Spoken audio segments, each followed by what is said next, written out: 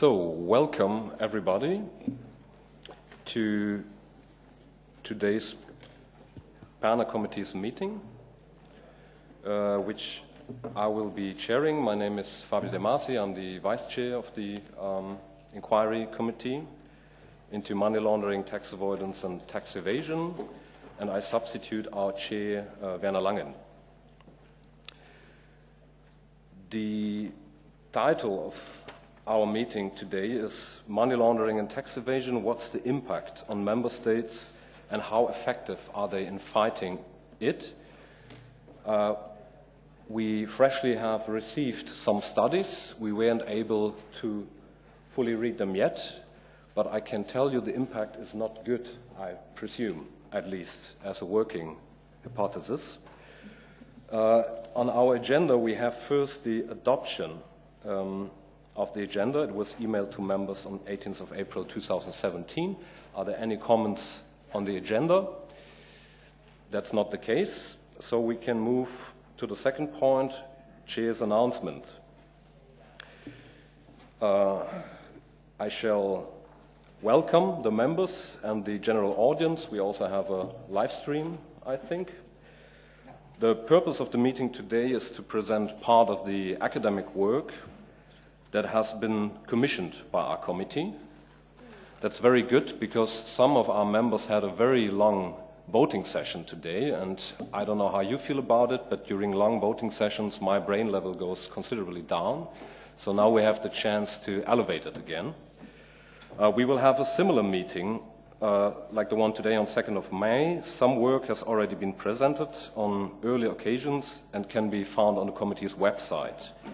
It goes without saying that these studies represent an essential part of the fact-finding of our inquiry committee. In today's meeting, 3 studies will be presented. I look to the secretaries, that's correct, which are divided in 2 panels. The first panel focuses on the impact of money laundering and tax evasion on EU member states' economies and finances. The second panel, which includes 2 studies, focuses on the roles played by member states' administrations in fighting tax evasion and money laundering. Before I start explaining the proceedings for today and introduce you to the speakers for the first study, we will show you a short film to introduce all the studies that have been commissioned by the committee. So our technical team may start the video now. It's no secret. Money laundering and tax evasion is happening in the EU. But who are the key players and what are their tricks? How much does that affect the EU economy, the member states and the citizens?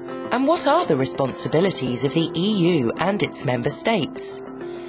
In April 2016, the first news reports based on the Panama Papers shook the world, revealing the extent of the offshore secrecy business.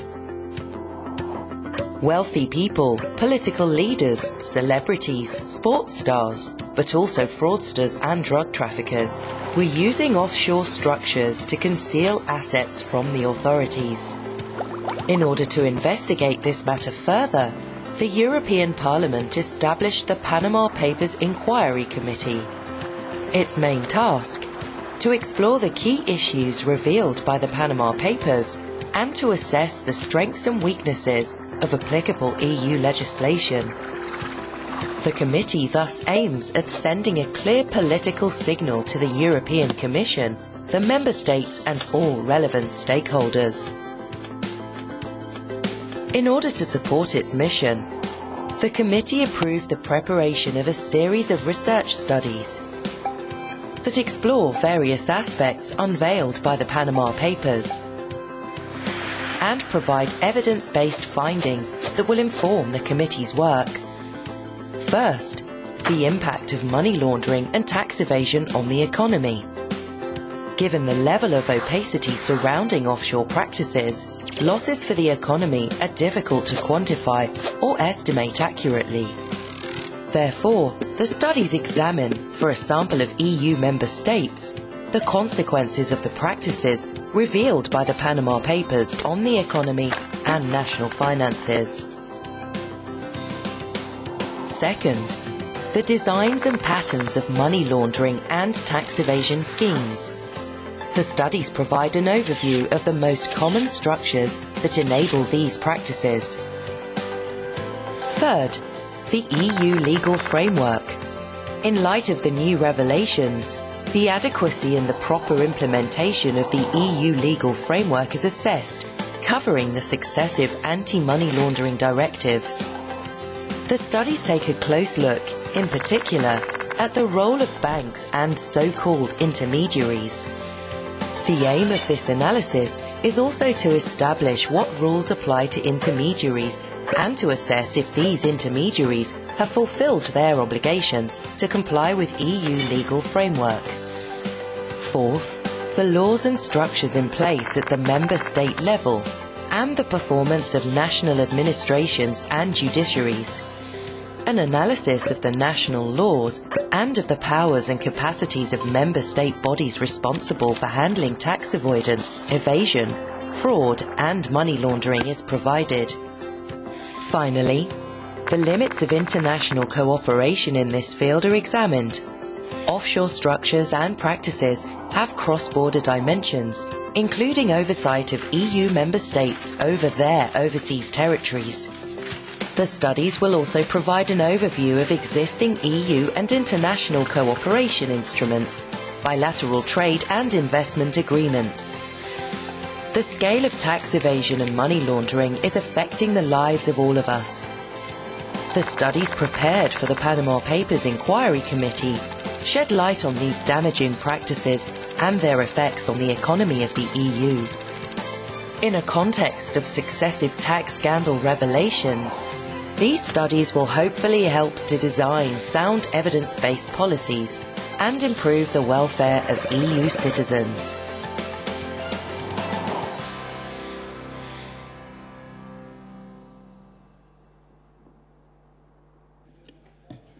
Very well. We can see the progress on our committee even by the fact that at the beginning of our committee we had some technical problems. Now everything went smooth with the video. That's something. We face considerable insecurity around data on the impact of tax losses, for example, due to tax avoidance and evasion, and also money laundering. This is why I think those studies will be very helpful. As presented in the second panel, we will discuss the legal consequences taken by member states, and here I just will allow myself a short comment.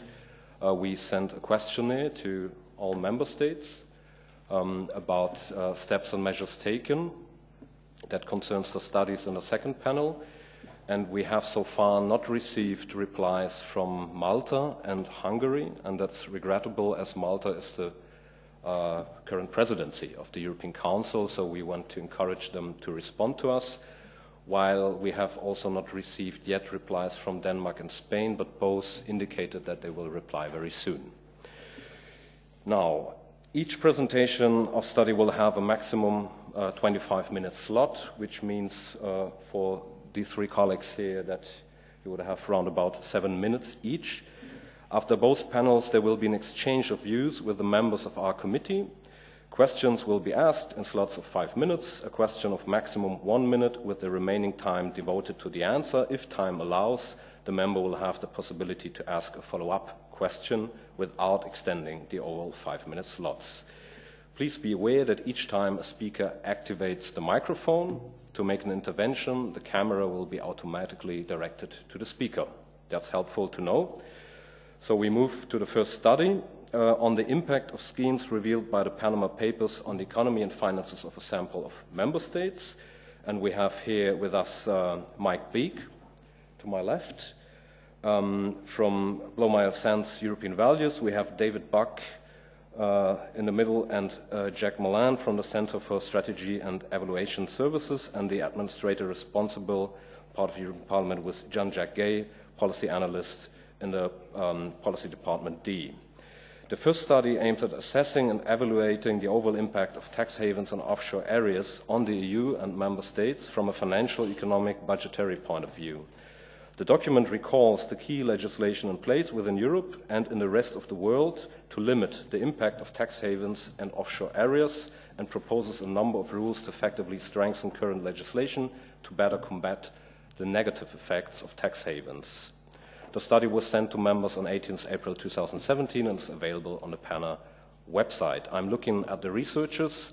I guess you will take the floor first. No, you will take the floor first. The floor is yours. You have to press the button. Well, first of all, thank you very much indeed for inviting us here to present this study on the impact of schemes revealed by the Panama Papers on the economy and finances of a sample of member states. The three of us are going to share the presentation. I will start it. My colleague David will then present bits of it, and finally Mike towards the end.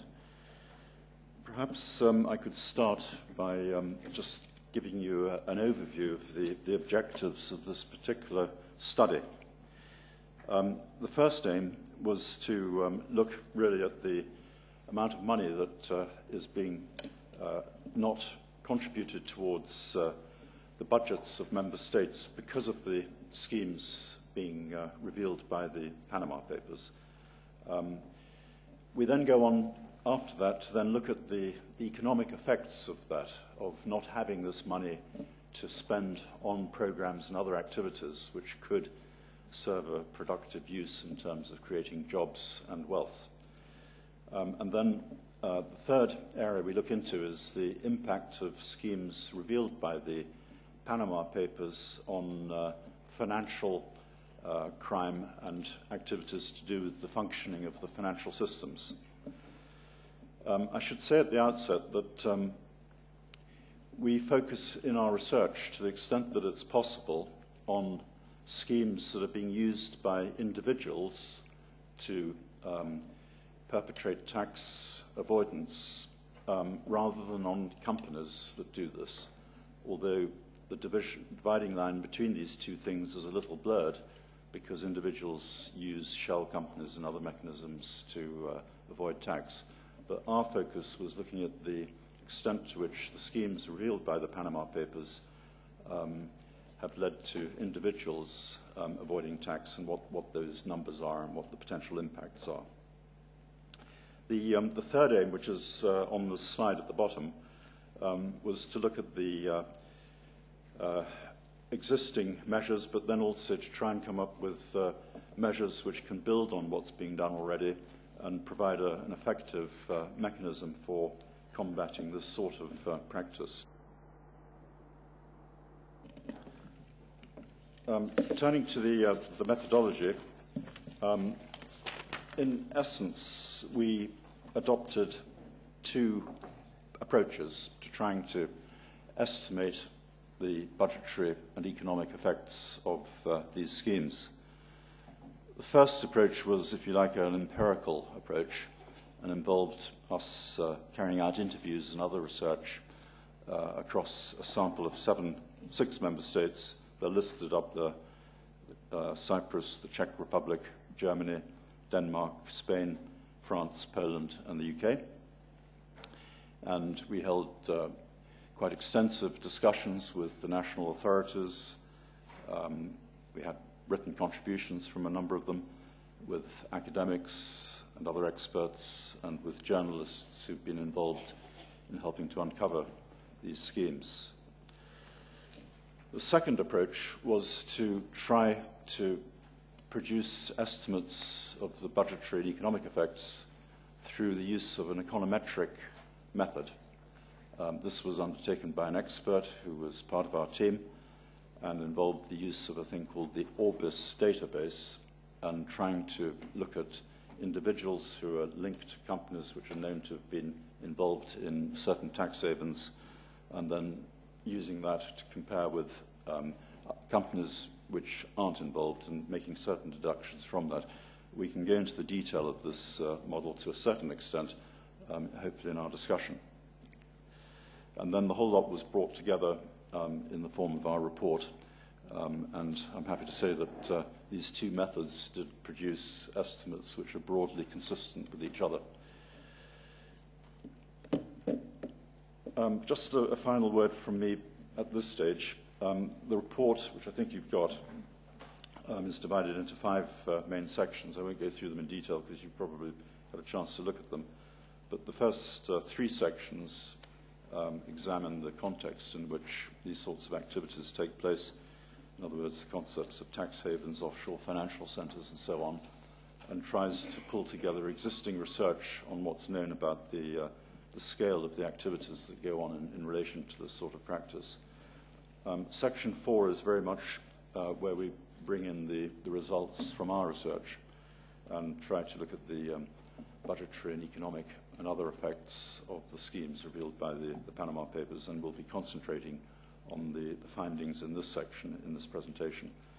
And then the final section, as I said a moment ago, reviews existing initiatives, but then also develops a number of recommendations on how to strengthen and develop these initiatives. I'm going to hand over now to my colleague David, who will take us through the next couple of slides on the way in which we've looked at the question of how much money is being diverted away from the budgets of the member states. David. Good afternoon. So in order to determine the budgetary impacts, we had to identify the net tax gap in member states due to the users of these schemes. As we said, the user base of these schemes seen in the Panama Papers were predominantly individuals and small companies. As you can see on this slide, the net tax gap is the amount of tax revenues owed but not paid to governments and does not include what was recuperated or paid in late payments. As you can see from the slide, the schemes revealed by the Panama Papers fall across general non-compliance, i.e. tax evasion, and tax avoidance. With our focus mainly on the individuals using these schemes, we did not include the tax evasion or avoidance of multinational enterprises or large corporations in a net tax gap. The available data, therefore, at the national level through our interview programme was varied, and the quality varied as well.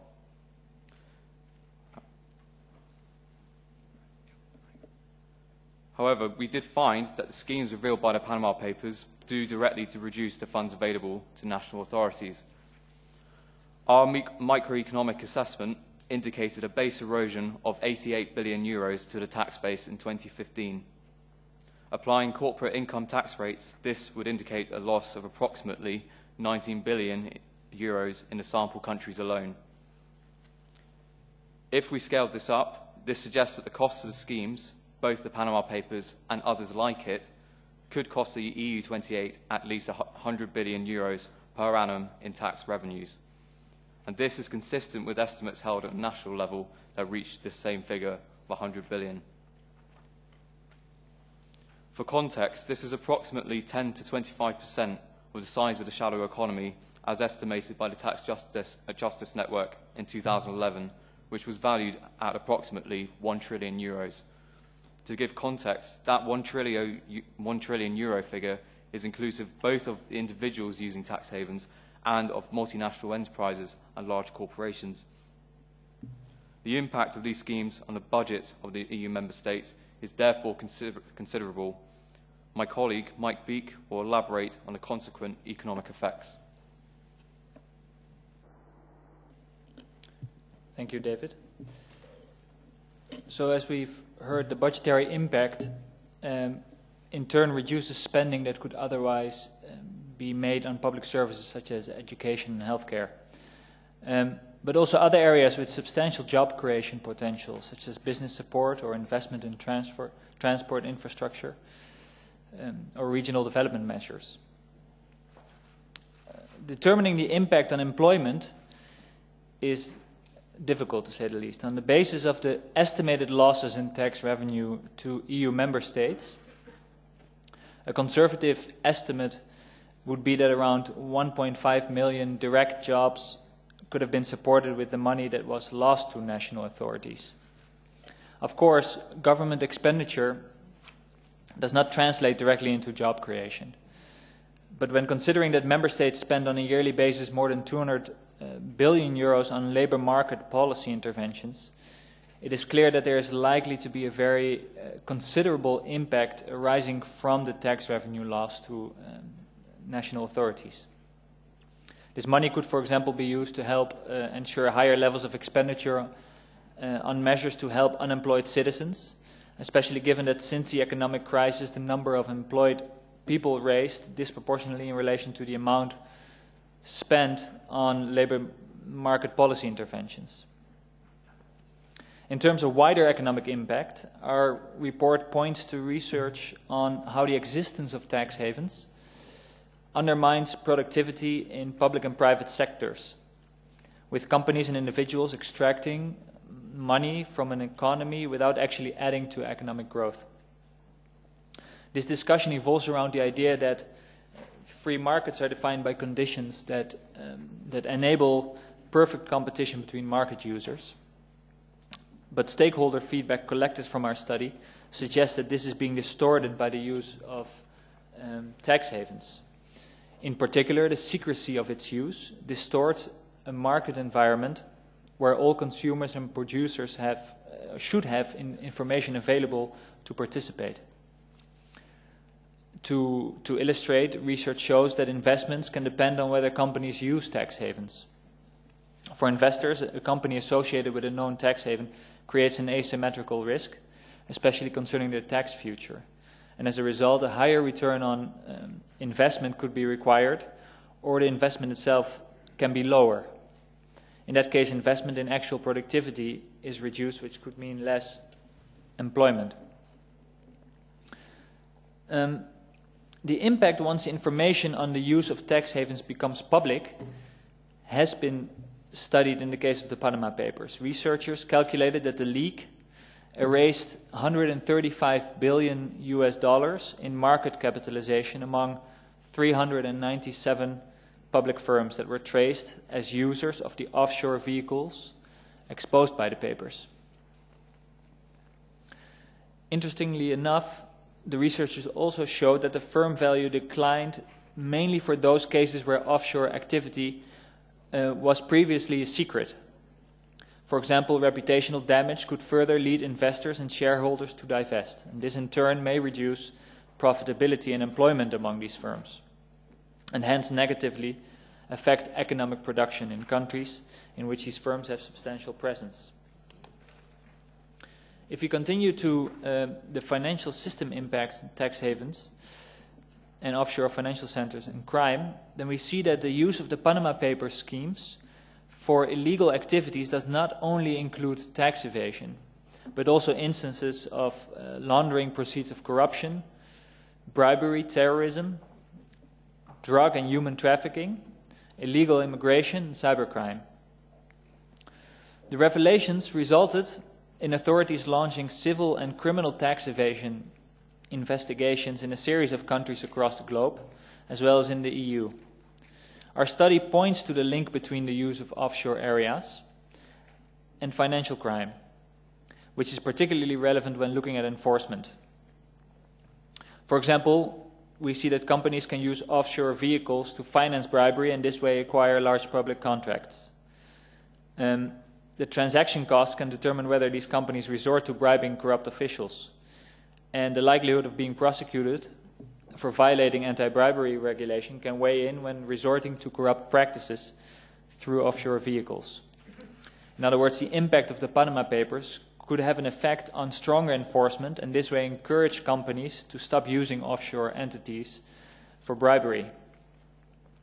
Figures from Europol from 2010 noted that nearly 250,000 money laundering cases were prosecuted in the EU. During a hearing in the same committee, Europol revealed that it had found from the Panama Paper database almost 3,500 probable matches to their own database on organized crime, tax fraud, and other criminality. 1,722 names from these matches were linked to entities that had been reported by EU member states as being involved in potential money laundering transaction. Compared to the total of prosecuted money laundering cases, this suggests that the impact on the status quo has been marginal, or that a lot goes undetected.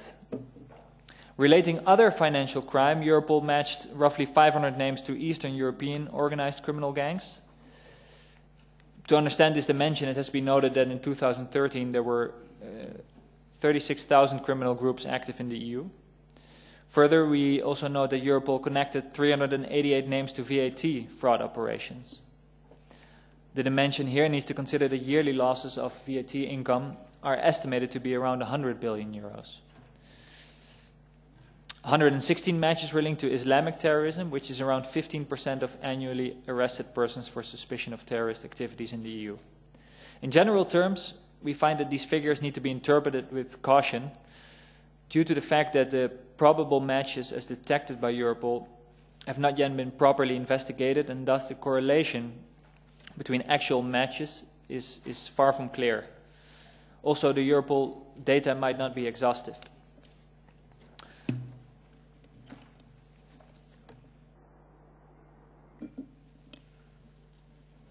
So as a third purpose of our study, we're going to make a series of recommendations, and I should probably emphasize at the outset that many of these recommendations would have been made to the committee previously by other groups. However, where we restate them is a case of accelerating and expanding on those measures. The first recommendation we would make is to guarantee the protection of whistleblowers involved in the case of tax avoidance. We recommend that some sort of EU measure for protection of whistleblowers in European Union would be beneficial. Distinct from the justice aspects, there are two benefits. The first is the availability of information and a better quality of data that would derive from the protection of whistleblowers, that information is otherwise shrouded in secrecy. The second benefit is that the protection of whistleblowers acts as a deterrent against individuals or companies from using tax havens or offshore financial centres, knowing that the possibility of leaks is there and that the whistleblowers will be protected. The OECD has made the case for increased protection as part of its anti-corruption plan, but EU member states currently vary in their appliance of whistleblower protection laws. We appreciate, however, this issue has significant implications for other sectors. The second recommendation we make is to uphold the political neutrality of the definition of a tax haven.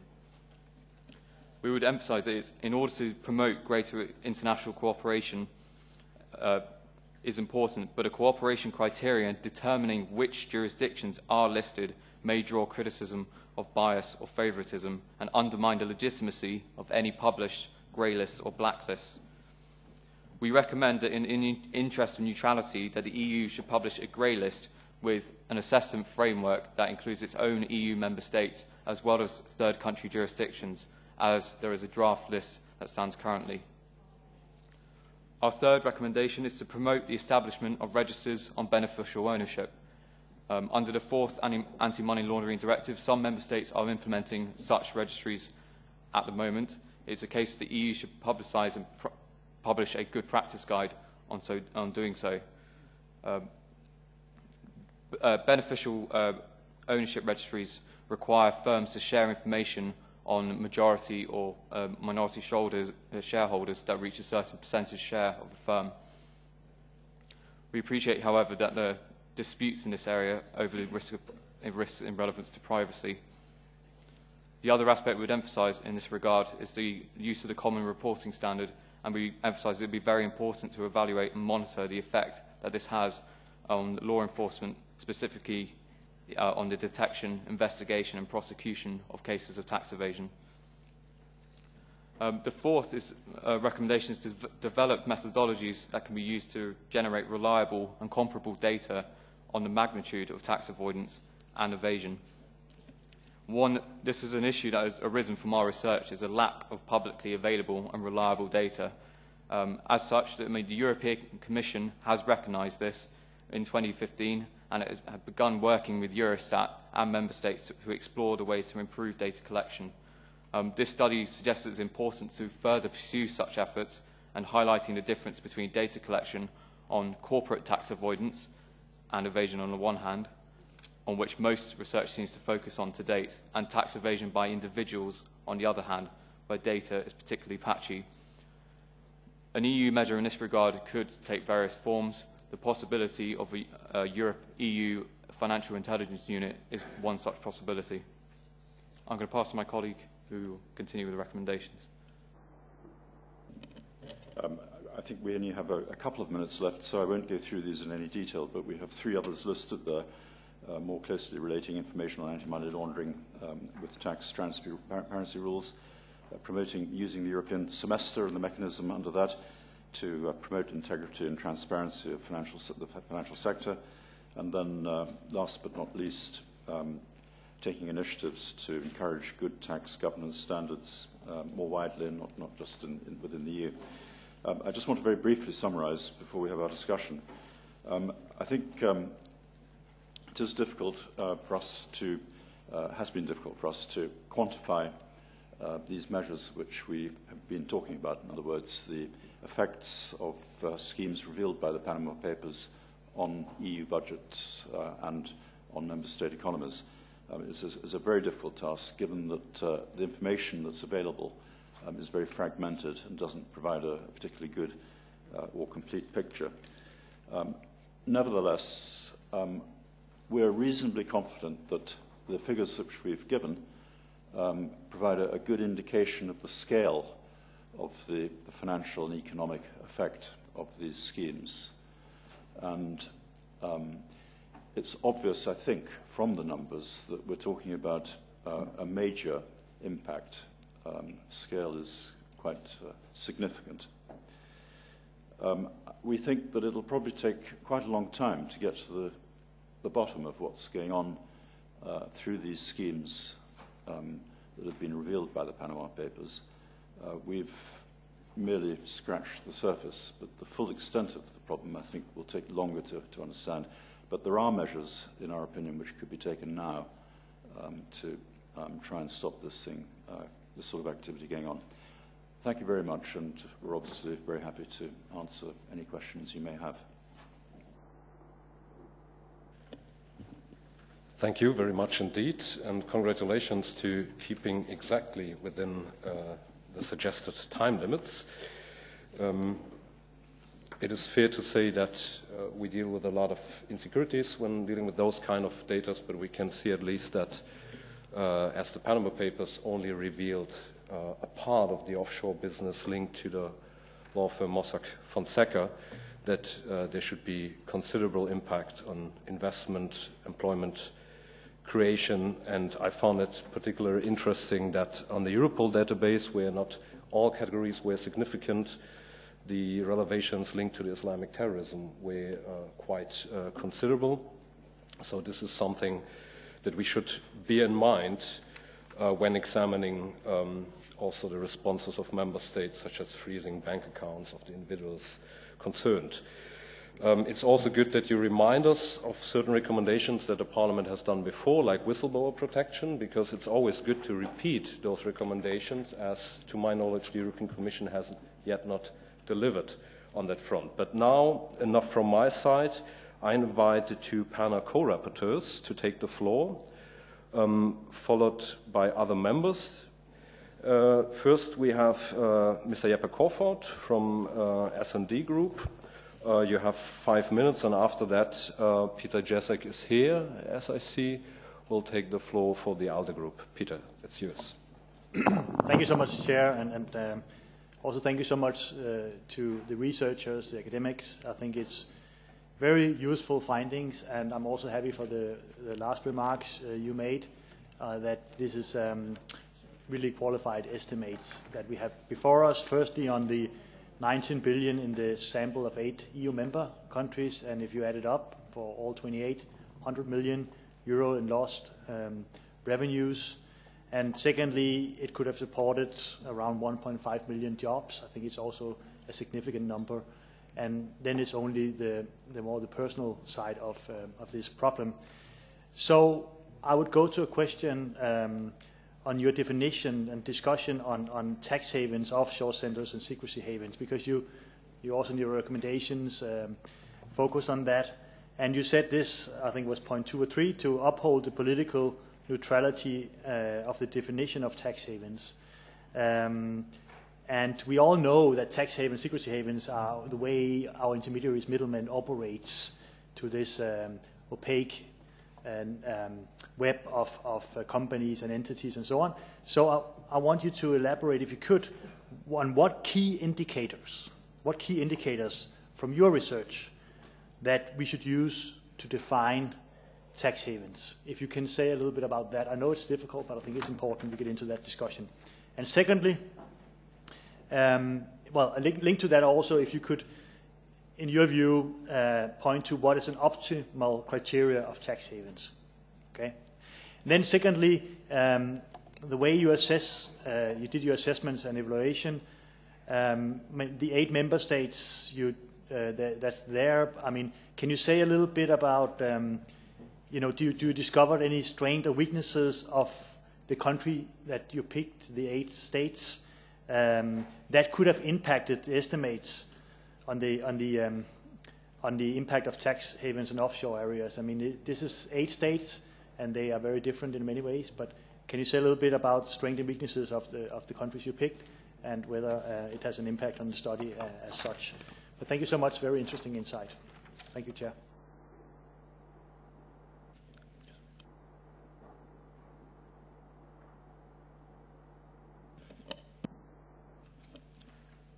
To address your first point over the definition of a tax haven, so we do distinguish between a tax haven and an offshore financial centre. To firstly just give the definition for the tax haven that we use, we recall actually a 1998 definition used by the OECD, and that has 3 distinct characteristics that define the tax haven. The first is whether they apply no or nominal taxes, such as inheritance, income or corporate tax, to non-residents. The second is whether they have laws and measures which prevent the effective exchange of relevant information with governments and taxpayers. And the third is whether they lack in tax transparency. That is, whether it makes it harder for countries of origin to take defensive measures or prosecute over the use of these schemes. The distinction we'd make with offshore financial centres is that we recall the IMF's working definition of offshore financial centres, in that they have a value of financial services that is disproportionate to this value of their domestic economy, and that is something we'd like to emphasise. In regards to the optimal criteria in your second point, I'll invite colleagues in just a moment to add further, but we would make the case that it is far easier to measure the case of an offshore financial centre because of this disproportion to the domestic economy than it is to measure a tax haven. A tax haven may, in certain respects, be a default case where you can categorise to what extent a low taxation applies. A previous research did not indicate, because there's of some dispute due to the competition and competitive nature of tax rates, to what extent you can identify an exact measure or threshold for a tax haven. Maybe I could just pick up on the second question, which I think was the extent to which the sample of 7 countries may have influenced the findings from the study and the strengths and weaknesses of these different countries in terms of the subject we're dealing with. I mean, I think the sample was actually quite a good cross-section of member states in terms of the characteristics of the EU 28, and I imagine it was for that reason that the sample was chosen by at a meeting of the coordinators. So we're reasonably happy with the representativeness of the sample. But having said that, we got varying amounts of data and information from these different countries. Some provided us with quite good quality and quite a lot of information, whereas others didn't. So our estimates of the budgetary impacts, although it was based on the research involving those 7 countries in the sample, relied more heavily on some of them, but albeit the larger ones actually in the group, than others, which of course then has effects when one tries to scale these numbers up to the EU 28. So from a methodological point of view, there were indeed weaknesses in the sample in terms of data availability. I don't know whether my colleagues can add anything in terms of the strengths and weaknesses, but I think from my perspective those were probably the key things. I mean, Mike, perhaps. Just It's rather difficult. We looked at the different, the 8 sample member states, and of course there are many conditions that affect the strengths and weaknesses that could have impacted the estimates, because the national scenario is very different. Just to give to illustrate, to give an example, the reporting that was done by the local journalists in Spain very much showed that fiscal amnesty measures that were taken by the government generated movement of people bringing their money back, which was already identified by the government, but also confirmed by the Panama paper leak, because these kind of movements were visible. So I think this has definitely impact on these estimates, just to illustrate. Thank you very much. And now we move to the second co-rapporteur, but I learned that not Peter will take the floor, as he had to attend a shadow meeting and couldn't follow the whole presentation, but instead Monsieur Louis Michel from the ALDE group, certainly representing here the committee as co-rapporteur. Well, first of all, I'd like to ask when we'll get a French version of the study, because I mean, I can read some of it in English, but I would prefer to have it in French. I mean, it's something that we see more and more. We only get the documents in English, but the country which uses English will soon be leaving the EU. So it would be, it's not serious, but it is a question of logistics. So the first question I have is a rather specific question. I've noticed with great interest the conclusions of the study, and they're very useful. But for this to be most useful, we would have to have information about the databases that you've used, because we know that in the Panama Papers package there are some systems which could be called illegal, but we know that a lot of the structures that were set up were not illegal. They may be immoral, but not illegal. And so the question that I wanted to ask you, first of all, the structures that you've seen and studied and on which you based your study, are they all illegal, very clearly illegal, or did you also take into account all of the structures? So were you looking at all of this, or were you making a distinction between the different structures which were being used? Now, this isn't a question which is meant to have any kind of hidden meaning. It's a technical question, because it's a legal question, because all of the recommendations that we have to make will be in line with legislation. And so we don't want to find ourselves in a situation where there are legal difficulties. And so I think it's important to clarify that point. So did you make some kind of a value judgment, some kind of empirical analysis of the structures that you analyzed? So I'd be very interested in getting that information from you. And the second thing that I would like to ask you, the European system applying the same rules to companies, do you think that is something possible? Because we know that some of the tax agreements which have been signed between companies and companies has increased since election, and any changes to tax rules would require unanimity from member states. So we'd like to hear from you. And do you think that applying sanctions better, focusing more would be a solution to tax evasion? Do you think it would be good to have a European list of tax havens? And from that point of view, everyone who has come here to our committee of inquiry, I have asked the same question, and I've never had a response. I mean, I'm not criticizing you, but I think I asked what the differences were that people saw between the notion, the concept of tax evasion, tax avoidance, or tax optimization, because I would just like to say that I don't really see a difference, but I know that there is a legal distinction, and I know that that's something that companies and people are playing on. So the estimation that you've given us, I'm interested in that. I'm not sure whether or not that actually corresponds to a reality, but I will accept that it's difficult to come up with an estimate. But the amounts that you're saying that has been missing, is this, I have this for Europe. And now I understand that you focused on 8 countries, but are there other organizations, other institutions, other statisticians who've got data for the whole of Europe? I think that's an important point. And I have some doubts, but I'd just like to find out how you calculated the lost jobs. You talked about 3.5 million. You also talked about 1.5 million. Now, I know that you said that you used the basis of 50,000. I mean, with 50,000 euros, you don't create a job. The creation of a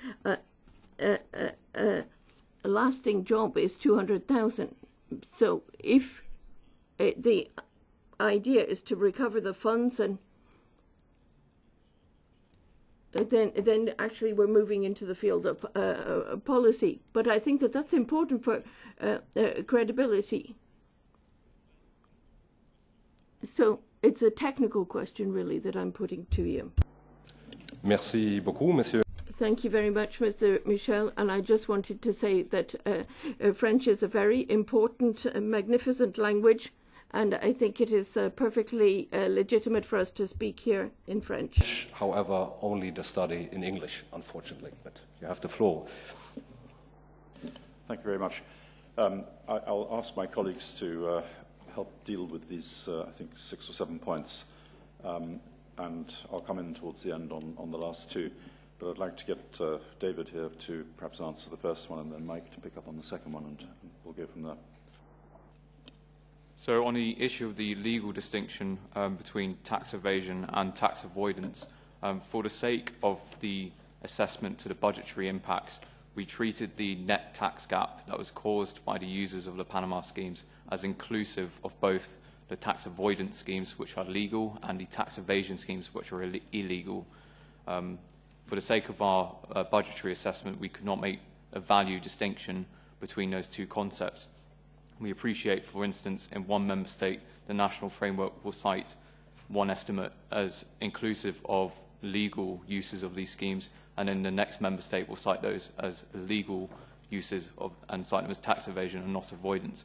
The distinction between the 2 did not afford the ease of which we could correctly estimate the impact of the Panama schemes as a whole on the EU member state. So we treated that inclusively.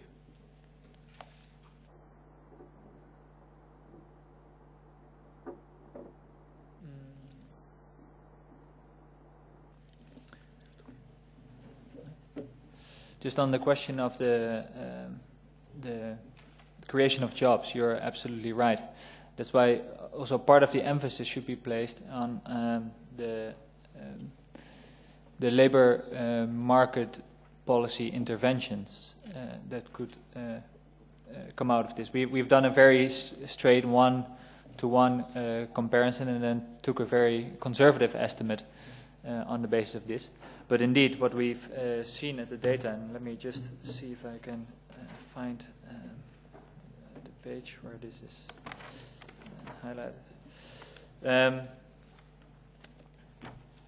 Yes. So, for example, if we look at the EU's economic growth between 2005 and 2008, it led to a decrease of almost 20% in the number of unemployed people. And expenditure on labor market measures declined over that same period. But then with the financial crisis, we've seen that the number of unemployed people increased. And as a result, also the expenditure of governments on labor market measures rose. And, but this changed in 2010, while the number of employed unemployed people continued growing. So in 2011, the expenditure on labor market measures dropped compared with 2010, while the number of unemployed stabilized. So the lost tax revenue, and that's what we are trying to argue, is that could have helped the governments to maintain levels of labor market policy. And this way would have supported, for example, some 140,000 EU citizens who lost their jobs during the period 2010-2011. And perhaps this is a solid figure that gives an estimation of the impact of this. Okay, just to complete one or two of the points here. I mean, on the cost per job, we were trying to look at an average across all the EU28, and I know that obviously in some member states the cost per job, to the extent that there is a single figure at least, is much higher than the number we've quoted. That was what we thought would be a reasonable number for all 28 member states. On the question of the focus on 8 countries and whether there would be data available for all EU28, we only touched really on some of the countries which weren't included in our sample. We didn't have a remit really to go much beyond seeing what was publicly available through already published material. And so apologies, we have to. We're a little bit over time, so okay. we have to cut it here. Okay, I apologize. It's my fault because I didn't have the appropriate tool present to watch the time, but I have it now, so we'll catch up. The next speaker on our list is from the EPP group, Mr. Van den Kendelare. Dank u wel, meneer de voorzitter. Thank you very much. Okay, if now that you have the hammer, I'll try and be quick enough. I would like to thank the guests for this study that they've carried out, and I think it makes it very tangible what the negative effects are of this type of setup to member state budgets, and I hope that the findings will be able to be spread further, so that people will understand that it is important that measures are taken. And I have 3 specific questions for you. Now, the first is, in your study, you seem to be very positive about the common reporting standards will be adopted by most of the existing tax havens, but we've seen that the problem is not so much the formal commitments that the tax havens are making, but the lack of practical implementation of that. And I think that Panama is an example of that. And so that's why I would like to ask the following question. How can the EU, as a strong trading ensure that the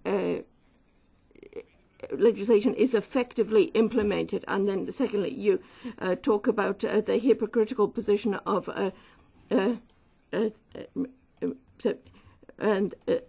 FATCA standards. They sign up to the standards, but then they're not giving the information about some of the but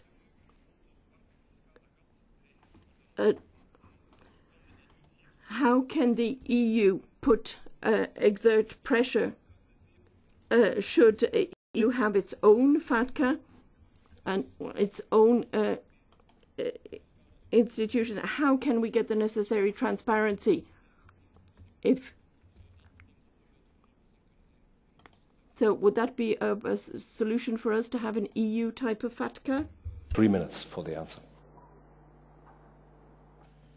To address whether that EU measure, what form it should take, we agree that whether, if I understood you correctly, if it should be some sort of EU Financial Action Task Force, or FATFA, or even an EU Financial Intelligence Unit, to what extent it can improve the exchange of information, and both not just the exchange but the quality of the information that is shared between financial intelligence units, that would have very positive effects for the internal market and for trade.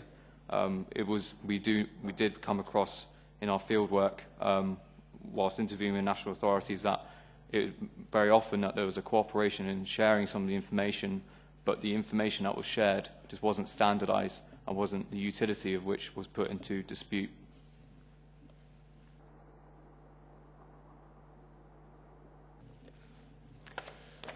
That's excellent. Il prossimo intervento del collega Cofferati. And now, Cofferati from the S&D. Grazie. Thank you, Chair. I wanted to thank the guests for the contribution they're making to our work. And I'm particularly reassured by the fact that they too, in the survey they carried out, have also come up with an order of magnitude of resources that are lost to the national treasuries because of tax evasion and avoidance. Now, as to the amounts and the impacts, particularly on employment, of course, that's open to debate. We might have different interpretations as the impact on jobs. However, we're facing such huge resources that in a time of crisis, as we've had in Europe in last years, this could have been advantageous to the member states, having all this extra resources. Now, as you know, there's a proposal from the Commission to have a blacklist. However, it wants to restrict it to third countries. Now, I agree with your proposal that we should also include in the list, of course, European countries. So your help in terms of this is very useful for us. So I'd like to know whether you have a specific idea of some of the European countries on the basis of what's known today that might figure on such a list. And then connected to my first question, I wanted to know your opinion on the issue of sanctions. There isn't much talk about sanctions. If there's a country that seems to be like a tax haven, how can it be punished? What, in your opinion, are the best instruments to punish such a country? Because if we're going to identify the sinner but never give them a punishment, then surely there's not going to be any economic or social impact. It's merely a cultural exercise. So I would like to also have your opinion about possible sanctions. Ovviamente, grazie per la Obviously, thank you in advance for your reply. 2.5 minutes for the response. So firstly, on the issue of an EU blacklist, in our proposal, our recommendation is that in the course of the assessment that EU member states should come under that. Now, what form that publishing should take is can vary. We don't believe that it should be simply a case of black and white. I think it should go in depth enough as a grey list to identify which countries are being cooperative and trying to tackle this issue, but are still operatively a tax haven. And on the other hand, those that are choosing to ignore. In very limited cases, there are sort of third countries that ignore, for instance, a financial action task force jurisdictions, and they are blacklisted, and that is a clear black and white issue. But in the case of EU member states, it needs to be incentivized for cooperation agreements, and it needs to be a case of recognizing where there is valuable work. In the Panama Papers, for instance, to take one example, the United Kingdom is cited as a tax haven in the Panama Papers, and our microeconomic assessment suggests a sizable loss to the national authorities. But on the other hand, they are taking a lead in publishing a register of beneficiary owners. So there's different ways of looking at this. On your second point, and a question about the use of economic sanctions, again, we would emphasize that the effective model we would recommend would be a case of incentivizing cooperation, and this can work through and is linked to the use of a grey list. The OECD has been effective at doing this and did so in 2009 and in 2000 when it originally published tax haven blacklists, and it was subsequently could remove jurisdictions on the basis of internationally agreed standards. It's a case of those international agreements can be made again. It's a case of ensuring that they are verified, and the EU is in a good position to do that themselves. Thank you very much. Der nächste Redner auf der Liste ist Kollege Bernd Lucke von der ICA. The next on the list is Bernd Lucke Thank you, Chair. It's quite normal here that people speak very politely, but I want to step back from that and say that I'm deeply disappointed with what you've presented here. This is nothing of what you were asked to do here. Nothing of this is new. The numbers that you've presented here have all been published in the press. We can read them there. We've learned nothing here by the presentation of these numbers. I don't have the slightest idea how you have handled the very difficult databases, the econometric approaches, which you have presented here. This speculation about what you could do with billions of euro, other uses that could be made of it, I think are superfluous. And what has been presented macroeconomically as dilettantism. Okay, we could speak very politely here, that you've expressed your opinion, but we've known these things for a long time, and we already know all this. There was no really getting to grips with the results in your recommendations. We couldn't recognize your methodology.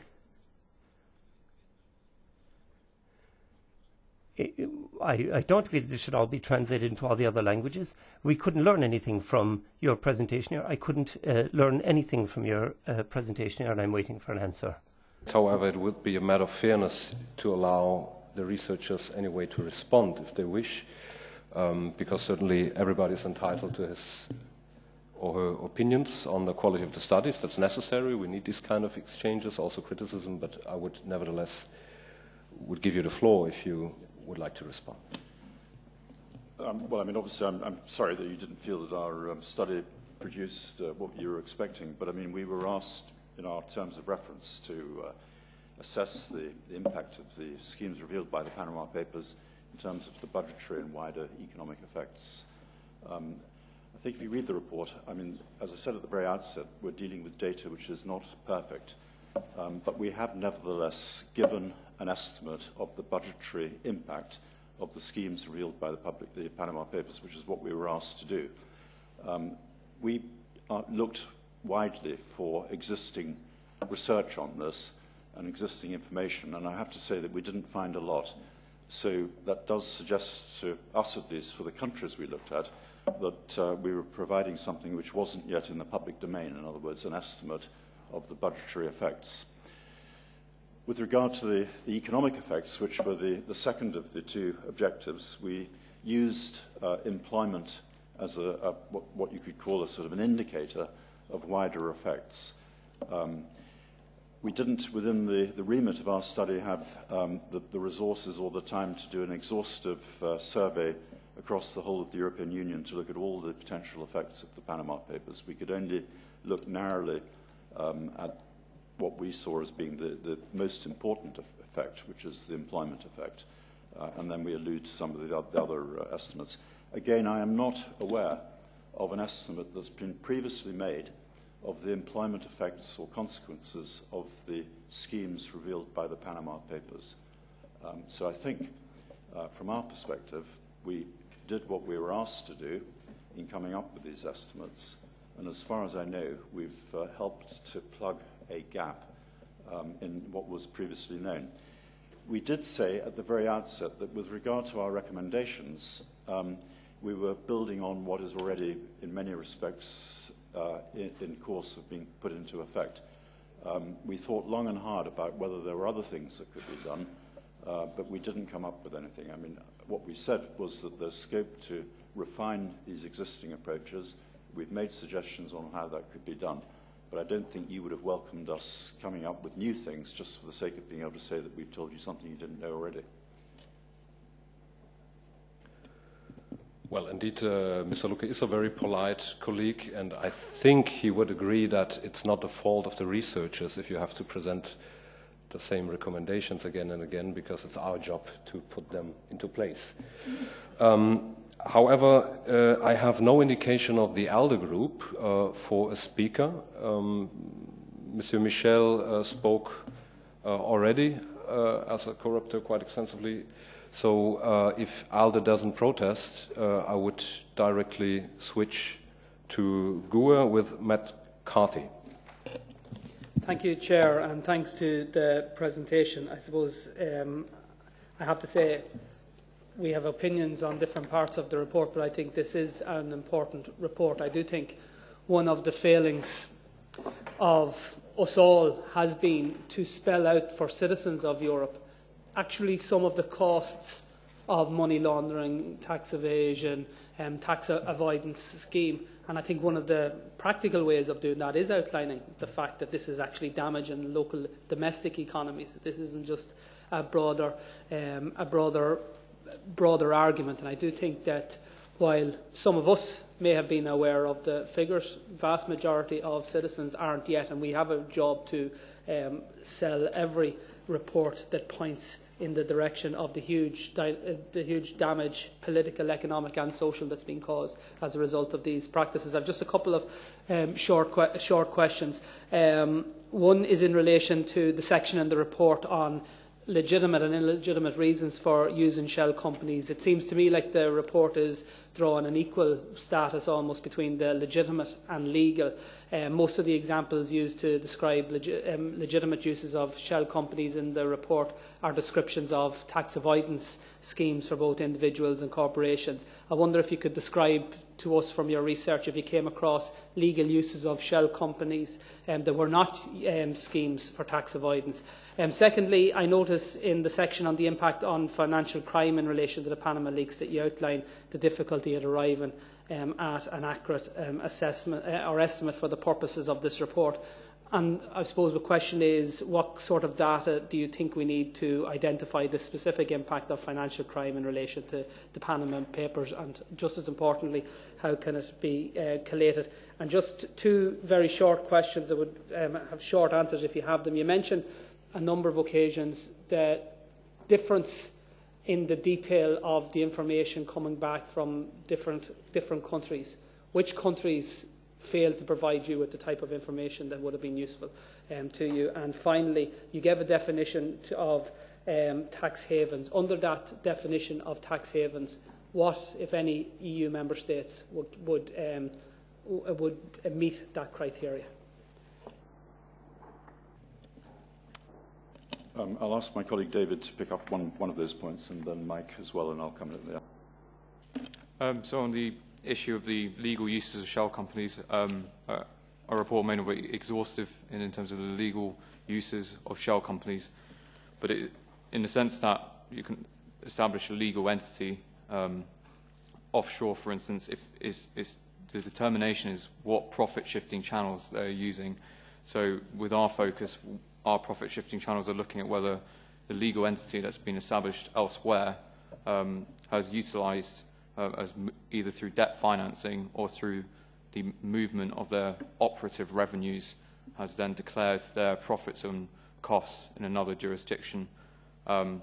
We didn't elaborate, again, on the legal and illegal distinctions between the uses specific to the Panama schemes for the sake of assessing the budgetary impacts, as I mentioned earlier.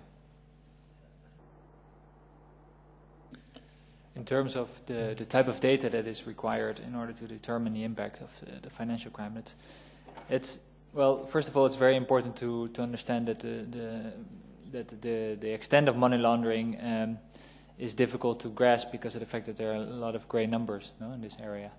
And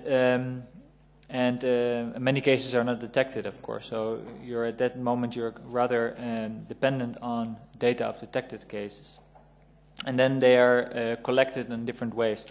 You're dealing with data that is collected in the intelligence phase, and then there's the investigation phase, and the phase where this ends into the judicial stage. So then again, the number that was, for example, mentioned by Eurostat data on the 250,000 cases of money laundering prosecuted in the EU, it's very difficult to link this specifically to the Panama Papers, also because this is very close. This is only 1 year ago, and these cases tend to take longer, multiple years. So perhaps in the upcoming years, when Europol would again match these figures to their data, more clarity comes out on the links.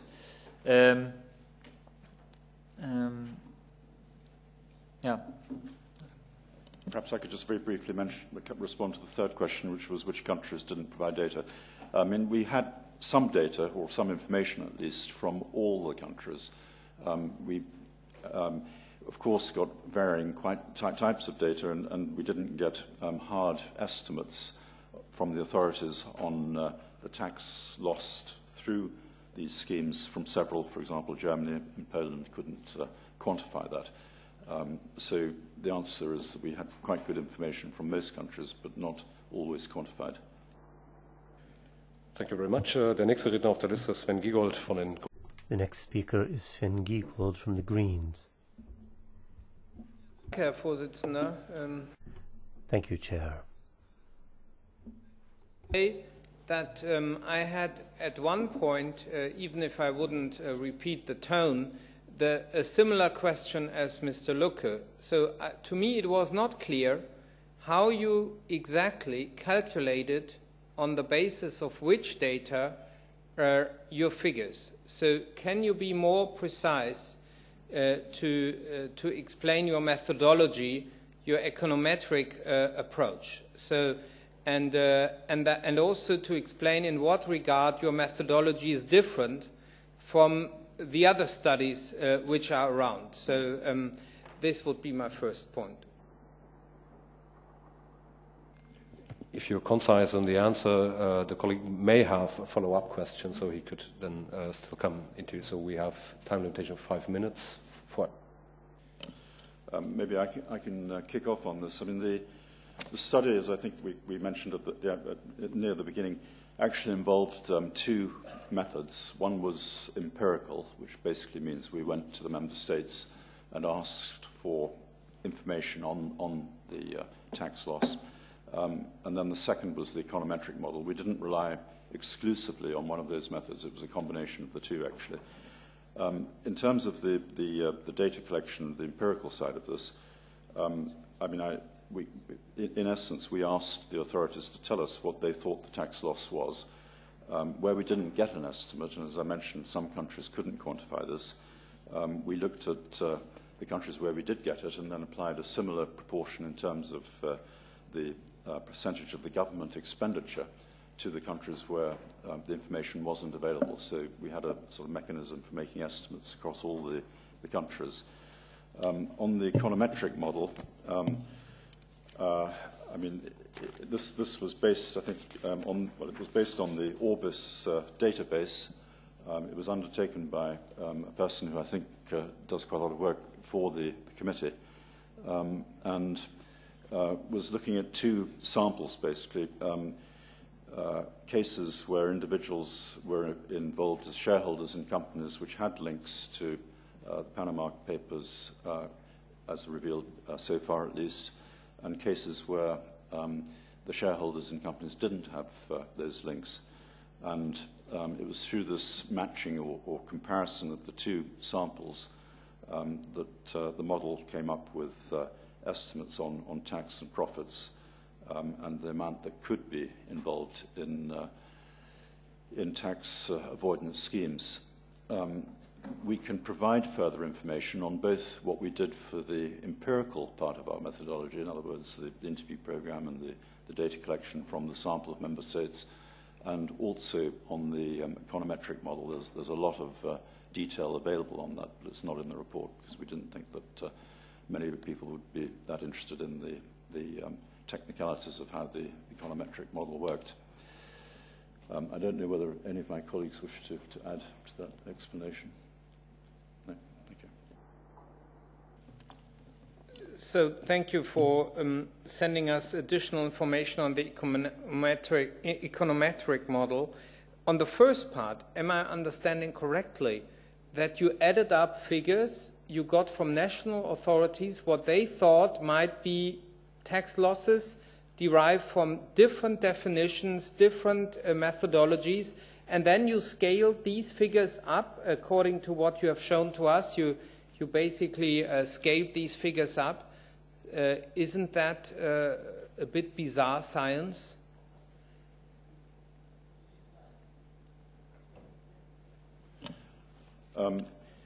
We had no other way of doing it. I mean, firstly, some countries in our sample didn't have estimates, so we had to make them based on the information from the countries which did provide estimates, and I think that was a reasonable approach. Secondly, we were looking at 8 countries out of 28, and our brief was to provide an estimate at the EU level.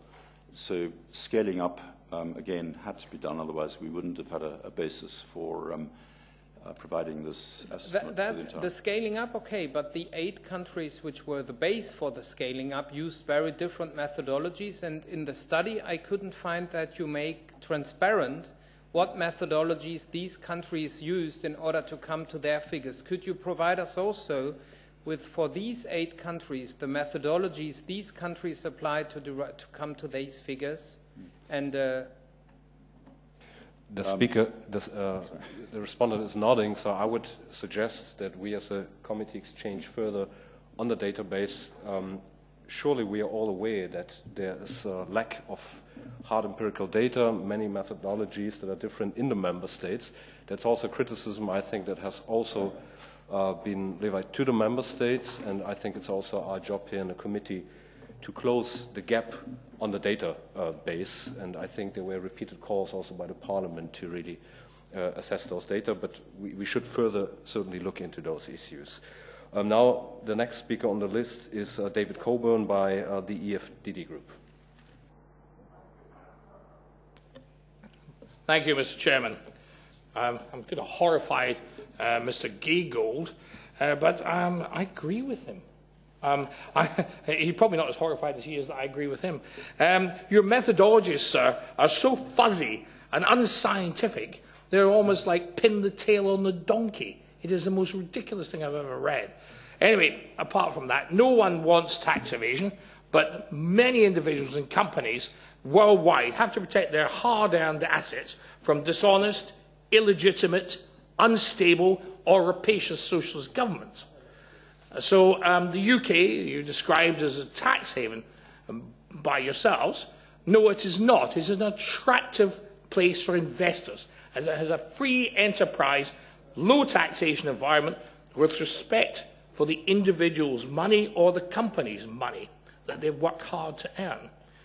It is not a bureaucratic monster sucking up taxpayers' money to pay the salaries and gold-plated pensions of bourgeois cadres in the European Union and its various constituent socialist governments. Fair and low taxes, gentlemen and ladies, will reduce tax avoidance. As a businessman, I am horrified that this bureaucrat's charter is being presented. Britain needs Brexit, hard Brexit, and we need it now. It's horrifying. This is some way of looking into people's affairs across Europe. We were supposed to have a common market. We were supposed to have free trade. That was what it was all about. Britain did not and never did sign up to being looked into by a bunch of bureaucrats and people's private bank accounts. That is not the British way, and I hope other people in Europe will feel similarly and will Brexit with us. Thank you. I would like to thank the speaker for his very insightful comments into Europe being surrounded by socialism. And secondly, there may be different views on whether you really read the study, but I think the researchers would like to comment. Yeah, I mean, there were 2 points really which I can respond to. I can't respond to the wider points. Try. Well, I could do privately, but not, I think, in this particular forum. I mean, I think to describe our methodology as ridiculous is not fair, actually, because I don't know what alternative there is to asking national authorities for information on the extent of this problem, talking to people and asking them to provide us with information. I don't think there's an alternative way of doing this. We did use the alternative of an econometric model, which of course doesn't mean talking to anybody, but the basic methodology of making contact with national authorities and other interested parties and asking them to provide us with information seems to me to be the only way of trying to do this sort of research. We did not say that the UK is a tax haven. We said that it's been described as a tax haven by other people, but not by us. So that is the answer to that. And as I say, I can't comment on the other points.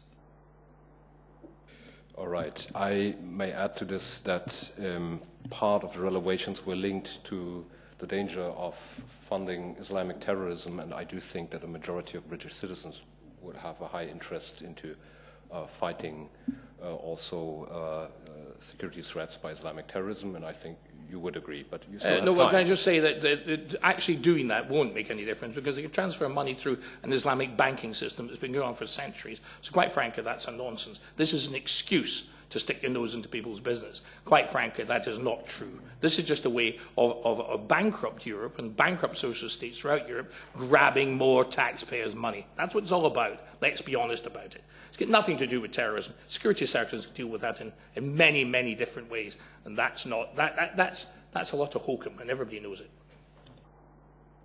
Thank you very much. We have no indication for a speaker by the ENF group. Is that correct?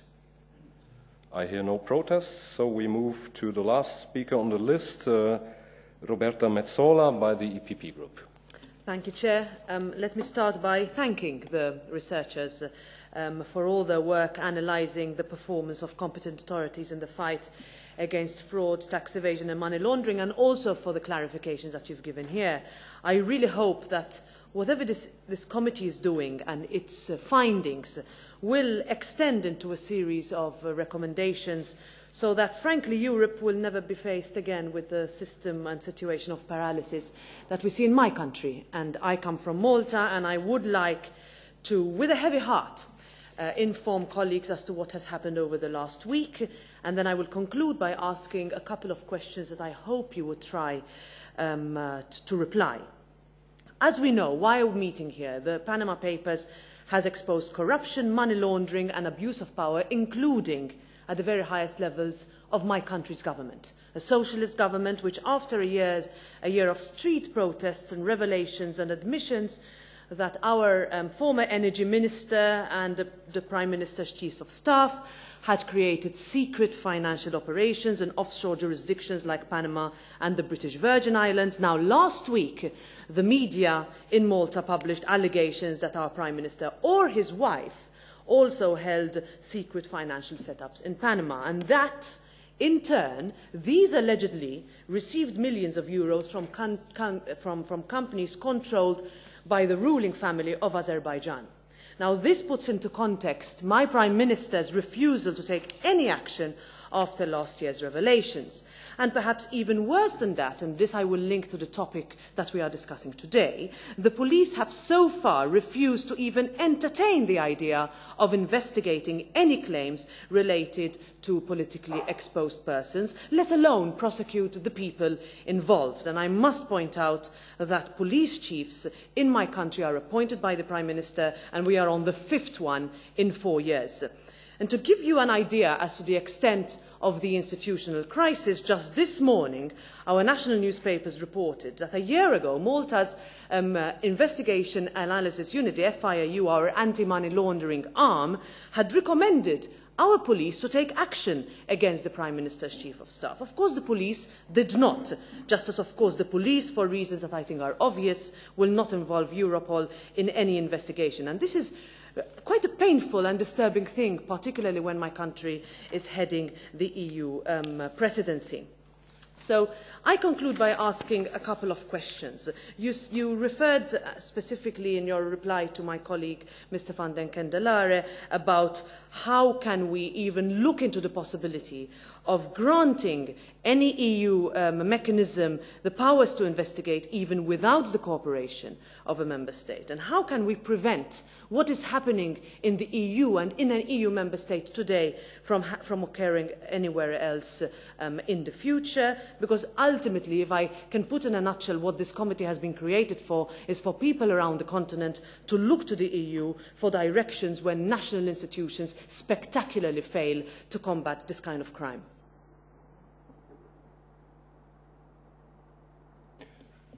You're invited to reply for 2 minutes.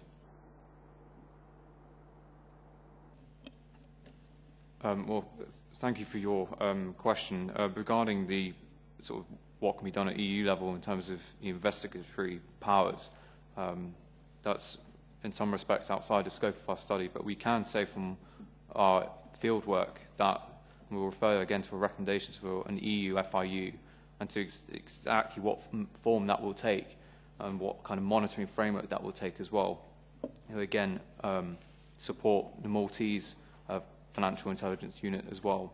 The other institution that we'll make reference to as a new EU measure is the European Public Prosecutions Office, and where in our recommendation to sort of better link the rules of transparency and tax evasion laws, that Public Prosecution Office may be a very useful measure in a fight against tax evasion.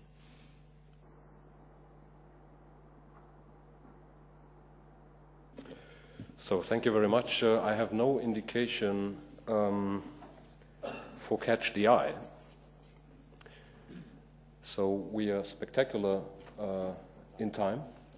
So let's make use of it. I would like to thank the researchers.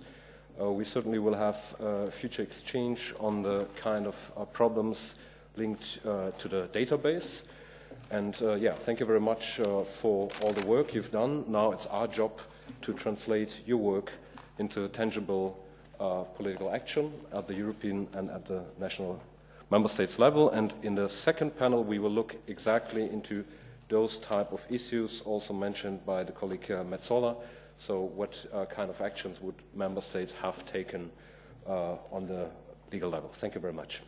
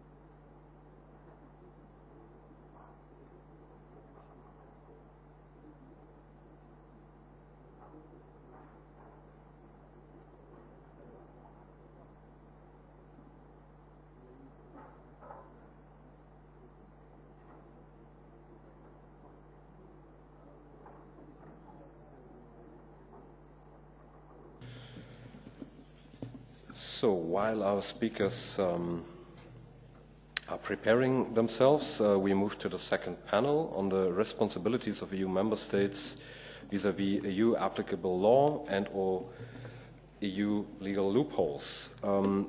We will first have a presentation for a preliminary overview of the performance of the competent administrative and judicial authorities as regards tax evasion, tax avoidance, and money laundering. The second presentation provides a preliminary analysis of the performance of the competent administrative and judicial authorities when it comes to tax evasion, tax avoidance, and money laundering. I already commented on the lack of delivery of some member states at the beginning of this panel. I think there was also a colleague, Mr. Casa, who wanted to respond directly to that previously, but he had to leave and catch an airplane. We couldn't accommodate that, and I apologize. The research is based on answers from member states in response to the questionnaire issued by our chairman to responsible ministers in the EU member states. The questionnaire requested information on the relevant national legal definitions of tax-related crimes, the organization of tasks between national administrations, and the judiciary staff resource and working methods, as well as on the results achieved to date. The national contributions that we received are published on the Pana website under the heading of Request for Member States Contributions. So now I invite our speakers to take the floor, and I believe it would be Ms. Scherer, is that correct? Which... Okay, and Elodie Thirion. Parfait. Alors, Ms. Scherer, s'il vous plaît. Thank you very much. We have to excuse our colleague Stefan Reynolds, who is actually responsible for this study, but his wife is really just about to give birth, so he couldn't be with us today. I think that's a very legitimate reason, and we extend our gratitude to his wife. So we are going to present the state of play of this study, and we will do our best, Elodie and I, to answer your question. We'll also transmit your question, if in doubt, to Stefan, so he can come back to you later individually with more explicit responses. So, the state of play on the study. So this publication will be an in-depth analysis which is being drafted in-house by the EPRS ex post evaluation unit. The publication is in our Implementation in Action series, and its aim is to analyze EU member state systems and capabilities for combating tax evasion, tax avoidance, fraud, and money laundering. The simplified provisional title of the publication is The Performance of EU member states in Dealing with Tax Evasion, Tax Avoidance, Tax Fraud, and Money Laundering. The target publication date is the 7th of July of this year at the end of the Strasbourg session. Our analysis focuses on the responses to a questionnaire which the chairman of this inquiry committee, Dr. Langen, sent to the finance and justice ministers of all EU member states on 23rd of November 2016. So just a few words on the composition of our research team. An internal research team has been set up to produce this publication. Stefan Reynolds is responsible for the main analysis and drafting. The team also includes 3 other ex post evaluation unit members. So in addition to Stefan, we have Mrs. Elodie Thirion, who is going to speak just after me, who is focusing on the comparative legal analysis of the national definition, the national laws, and the implementing provisions of EU laws, which relate to tax evasion, avoidance, fraud, and money laundering. I will review the elements of the analysis concerning the financial intelligence units to ensure consistency between the findings of this in-depth analysis and the report we are going to present just after this presentation. The team is also assisted by our colleague Maurice Hamelers for analyzing member state statistical data. Finally, the document will be formally sent to an external peer reviewer, which is in this case Professor Brigitte Unger, who you have met in another hearing from the University of Utrecht. So just a reminder of the research question we have sent to the member states. So broadly speaking, the questionnaire asks for details from member states on the legal definitions of tax-related offences, covering the full scope of the Pana's interest. Details on the work of the authorities responsible for the handling of the suspicious transaction reports, and on how the relevant competent member state authorities coordinate their work. The questionnaire also included an information request on the applicable and applied national prosecution and penalties regime in relation to tax offences. It also asked for details on the types of problems encountered, the details on the activities of national financial supervisory authorities, and, in particular, statistics on the types of companies involved, the offences sanctioned, as well as on penalties and fines. Finally, the questionnaire asked for a state of play on member state investigations relating directly to the Panama Papers and the Bahamas leaks. So in terms of our production methodology, our analysis of qualitative and quantitative data is to be mainly based on the information communicated by the member states in their submission.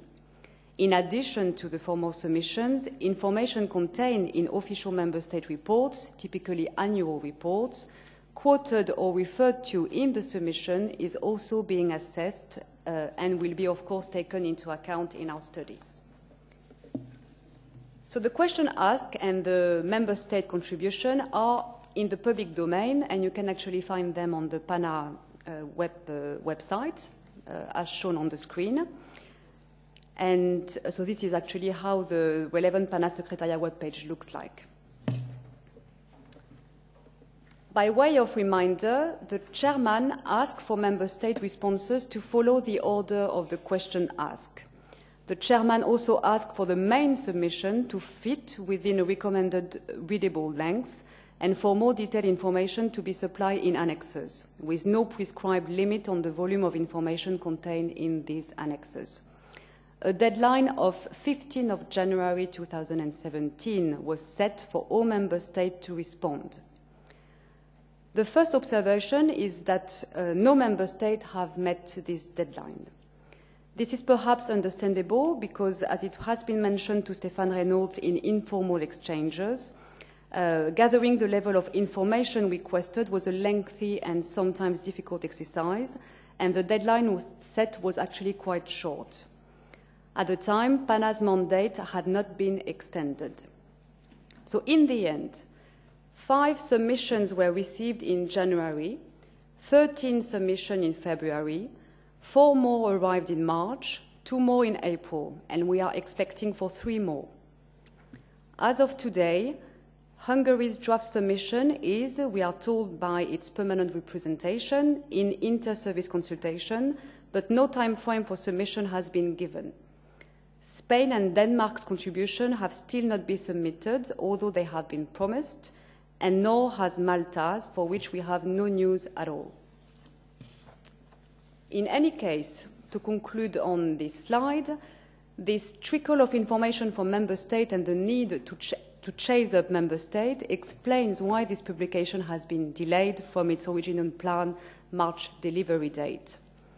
Nevertheless, the revised 7th of July date for publication has been timed to leave enough room for outstanding contributions to be submitted and analysed, and for MEPs to consider the findings before the deadline for tabling amendments to the draft report, provisionally set for the 5th of September 2017. So, from the preliminary analysis of member states' submissions, member state submission can be broadly put into 3 categories. Firstly, minimal responses or contributions which are below expectations. Typically, these include little to no statistical data and very limited analysis. This will probably represent, in the end, about 1/4 of the submission. Luxembourg, for instance, is in this group. Secondly, we estimate that the bulk of contribution is made up of satisfactory responses. For these contributions, which meet our expectation, some clearly useful data and analytical elements are provided, although there are sometimes still some fairly significant gaps. This group includes a number of Eastern and Southern EU members, but also Germany, whose contribution originally seemed to be of very high quality, but turned out to be unclear in places. This group also includes the UK submission, which was certainly strong on data, but quite weak on the description of their legal system. Finally, a smaller number of quality responses a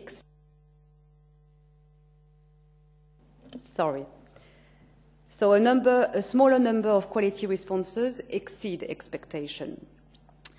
They address all or the vast majority of questions raised in detail. The best contribution, in our view, are from the Netherlands, Sweden, and Finland. As a general impression, a number of member states, including, for example, the UK, responded quite enthusiastically to our request for information.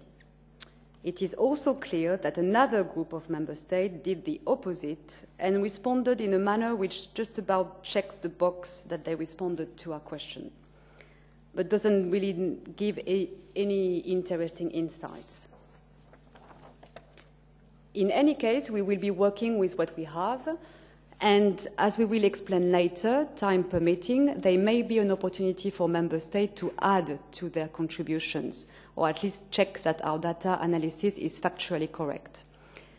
Anyway, as such, our preliminary work already reveals that the comparative analysis is going to be complicated.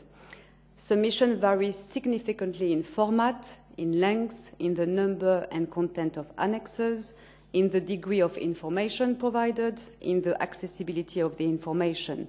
And indeed, submissions are not always written very clearly, and even in the coherence of certain elements.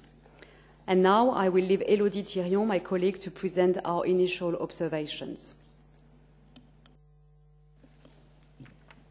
Thank you very much.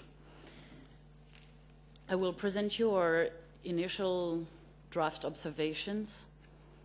We're in the process of analyzing the national legal provisions regarding tax avoidance, tax evasion, and money laundering as submitted. We are also analyzing the differences in the nature of the offenses, administrative or criminal. And we will also be examining the objective and moral character of offenses and the related sanctions provided for in the relevant national legal provisions. It appears that all respondents included comprehensive information on the relevant legal definitions for tax evasion and money laundering and references to relevant legal acts and EU directives. For money laundering, all member states consider money laundering to be a criminal offense. Many submissions display similar approaches as regards the legal definition of money laundering, matching international and EU rules. In this light, our recommendations will most likely include a positive link between our findings and the Commission's proposal for a directive on countering money laundering by criminal law presented in December last year. For tax evasion, most respondents provided at least some detail on their tax evasion legislation. Unfortunately, some member states only referred to their umbrella legal acts and not to specific provisions, making the analysis more complicated than initially foreseen. It also appears that member states really have quite different legal mechanisms for fighting tax evasion, mainly with a mix of administrative and criminal offenses and sanctions. For tax avoidance, since this practice is generally understood as a lawful act or at least a grey area, only few member states appear to have legal framework allowing for prosecuting anyone using tax regimes to their own advantage in order to reduce their tax burden. To conclude on this part, in our analysis, we will try to identify a pattern in the policy responses to fight tax avoidance, tax evasion, and money laundering as a basis for better understanding the qualitative and quantitative data communicated by the member states. In their submissions regarding administrative capabilities on tackling tax crimes, all member states explain their national tax collection government setups and practices. And here we can already tell you that there are significant disparities from one member state to the next on the reported number of cases handled, the value of taxable revenue identified, the number of cases brought to trial, the type of penalty or sentence handed down, and the overall value of funds or assets recovered. Member States respondents also explain the role and powers of their respective financial intelligence units. The submissions we've studied all explain how their financial intelligence units collect and analyze data from obliged entities. Furthermore, Member States provided for the most part, at minimum, some case data. They have also explained how financial intelligence units work in cooperation with other government or international bodies to share and improve their analysis of information. We also observed how, once suspicious transaction reports have been analyzed, financial intelligence units then hand over relevant information to different competent bodies depending on the member state. However, typically, we have noted that this handover of analyzed cases is towards public prosecutors or alternatively to taxation authorities in order for them to investigate cases further. We also have read how eventually this process culminates with tax collection authorities issuing penalties or launching civil proceedings, or alternatively with special prosecutors or criminal courts dealing with criminal proceedings, which normally concern more serious tax frauds and crimes. In relation to data concerning financial intelligence units cases, public prosecutor cases, and judicial and penalties data, some member states provided significant quantitative and qualitative data. Others provided virtually none. So again, there will also be certain limits to our comparative analysis here.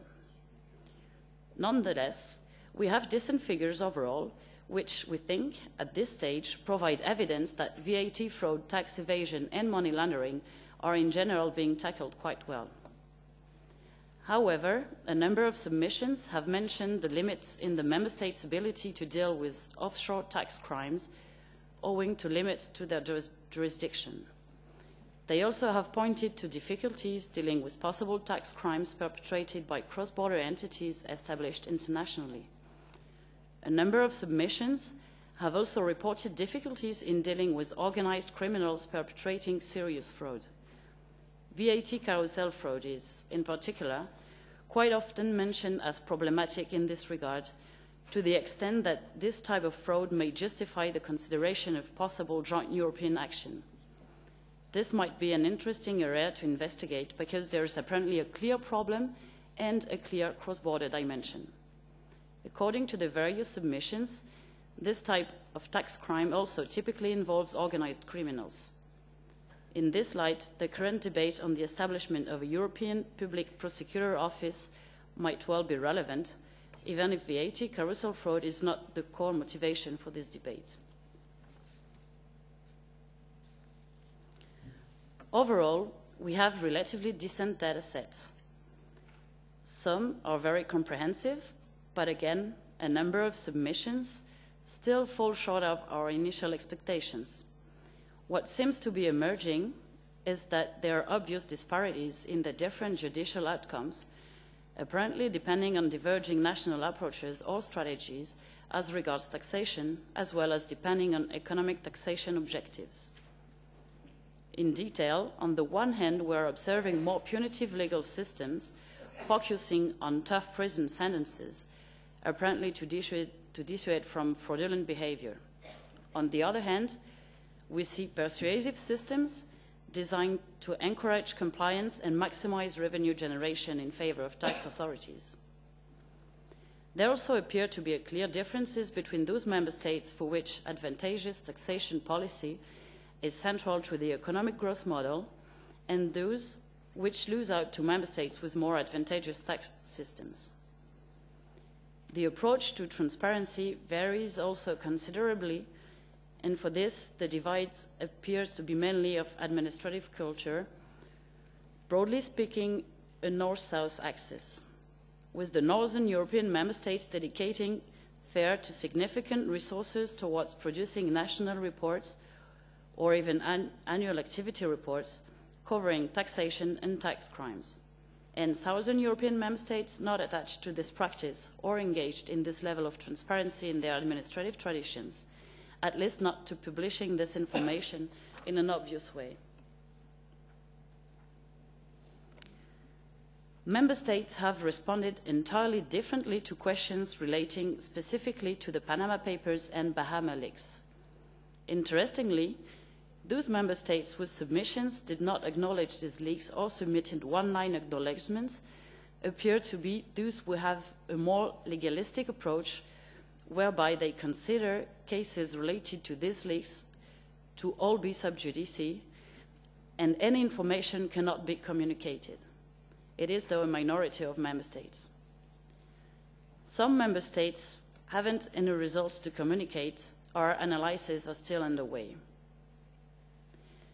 Conversely, the member states who addressed the Pana's questions in full and submitted detailed responses on their initiatives and progress made to date on investigating cases, by contrast, are also those who focus on transparency and who provided detailed statistics, or those who lose out to member states with lighter tax regimes. Specifically, as regards action taken since the Panama Papers, the UK and the Netherlands, but also Germany and France, provided the most insignificant material. Regrettably at this stage, it looks like the majority of member states provided next to nothing in respect for their Panama Papers-related investigations, and it seems that two main reasons for this are emerging. Firstly, We have quite often read that it's too soon to tell you much. Secondly, some member states also appear to be saying that they already had a significant number of these Panama-related cases on the radar, and that the Panama paper leaks mainly only served to confirm their own analysis. Otherwise, a couple of member states clearly complained about the difficulty in getting access to the International Consortium of Investigate Journalist-held information.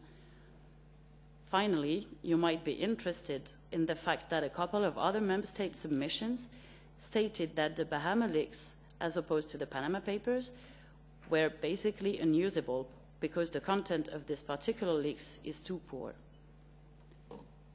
Finally, I cannot tell you yet whether the majority of the Panama-related cases under investigation tends to concern individuals rather than corporates, but we will be looking into this. So far, individuals appear to be in the lead. To aid our analytical work, in light of diverse structure and content of submissions, we decided to condense all submissions down to the core messages, the core contents, and the core data submitted. This exercise is now being worked into one fiche per member state. The aim is to harmonize the presentation of the information received and to simplify it. This snapshot is an example, namely Finland's draft fiche. The information contained in this fiche is entirely based on member state submissions, their annexes, and any material quoted within their submissions. To address some of the gaps and any errors in transcription, this fiche will be referred back to the relevant member state authorities for a fact check and any comments. This will also represent an opportunity for member states to provide more information. Once the preliminary analysis of member states' contributions is complete and a draft chapeau analysis finalized, we have a couple of quality control measures planned. Firstly, the European Commission Expert Group on Money Laundering and Terrorist Financing will be approached on an informal basis to see if they would have any recommended additions to our analysis. Secondly, following this, as my colleague mentioned before, we will have an external peer reviewer, Professor Birgit Unger from the Utrecht University School of Economics. She led the 2013 project on the economic and legal effectiveness and anti-money laundering and combating terrorist financing policy for the European Commission. And she was recently engaged by our policy department to produce an update focusing on offshore activities and money laundering, published in March. Thank you very much for your attention. We look forward for any question. We'll try to answer them in the best way we can. Thank you. Thank you very much indeed, and again, all the best to your colleague and his future family. We are moving then to a second presentation by Dr. Anthony Amicele, and afterwards we will have a last round of speakers and exchange. So Dr. Anthony Amicele works at the International Center for Comparative Criminology at the University of Montreal in Canada, and he will present a study fighting tax crimes cooperation between financial intelligence units. It looks, as the title says, into the kind of cooperation that is being practiced between the FIUs. It is based on a mapping exercise that was carried out by the European Commission, and in addition provides a comparative analysis of 4 FIUs and zooms in on the differences and the challenges they encounter in transnational cooperation on financial intelligence. The sample includes 2 EU member states, France and the United Kingdom, 1 FIU from a European country with a major financial center, which is a non-EU country, Switzerland, and 1 North American FIU, Canada. It aims at providing a better understanding of the current state of play of the role, powers, and activities of FIUs in fighting financial crime in general and tax crime in particular. So I would give the floor to Dr. Amichelle for around about 25 minutes. Oh, I made a mistake. You start again? Yeah, okay, sorry. So first Ms. Scherer and then Dr. Amichelle. Thank you, Chair. So again, my name is Amandine Scherer and I am policy analyst at the European Parliament Research Service. At the request of the Pana committee, we have prepared a study on financial intelligence units. Our study, as you well know, was released in March and is divided in two parts. An opening analysis presenting the EU FIUs and the applicable EU legal framework, prepared by myself, and a comparative analysis of 4 specific FIUs in France, the UK, Canada, and Switzerland, prepared by Dr. Anthony Amisel. So first, I just would like to really briefly remind you what an FIU is. An FIU is a central and national agency responsible for reviewing, analyzing, and disseminating financial information to combat money laundering and, more recently, terrorist financing. FIUs are the structures that receive the suspicious transaction reports sent by reporting entities. These reporting entities are, in accordance with the EU legal framework, financial institutions, accountants, tax advisors, trust or company service providers, real estate agents, and other natural or legal person trading in goods and casinos. All these entities must inform their respective FIUs if they suspect that money laundering is being or has been committed or attempted. FIUs then analyze the information received and, if relevant, transmit this information for further investigation to the competent authorities. So for what concerns the EU framework, I'd like to focus here on the current state of play, and for this I will rely on a comprehensive mapping exercise on EU FIUs prepared for the EU FIU platform, which is the platform coordinated by the European Commission to facilitate discussions and exchanges of best practices among EU FIUs. So as regards FIU's action to fight tax crimes, our analysis of the mapping exercise has enabled us to identify 3 main challenges. First, at national level, cooperation between FIUs and tax authorities is not optimal. Some EU FIUs encounter limitation in this area, and there is definitely room for improvement. This could be done by elaborating clear administrative agreements or memorandum of understanding at national level in order to promote exchange of information, avoid duplication of work, and improve mutual expertise in order to maximize tax compliance. Second, the lack of national databases on bank account holders and beneficial ownership is an area of concern shared by many EU FIUs. Central registers of bank accounts are not necessarily in place in all EU member states. While the 4th MLA directive encourages the member state to put in place such register, this is not an obligation. As regards access information on beneficial owners, the obligation to set up central registers for this purpose laid down in the 4th Anti-Money Laundering Directive has not been to date fulfilled in all member states. But the member states still have 3 months to transpose this provision. Third, for what concerns cooperation between FIUs at EU level, the differences found across the member states on how predicate offences to money laundering are defined and criminalised often result in obstacles in exchange of information. Indeed, exchange of information can be refused when a predicate offence related to the case for which cooperation is requested is not criminalised the same way in the country of the requested FIUs, and this limitation very often concerns tax matters. Despite these challenges, it should be noted that some provisions of the 4th Anti-Money Laundering Directive, to be transposed in June this year, aim at improving the current state of play. In particular, it aims at improving time delay in cooperation and to empower EU FIUs to proactively approach banks and financial institutions with requests for information.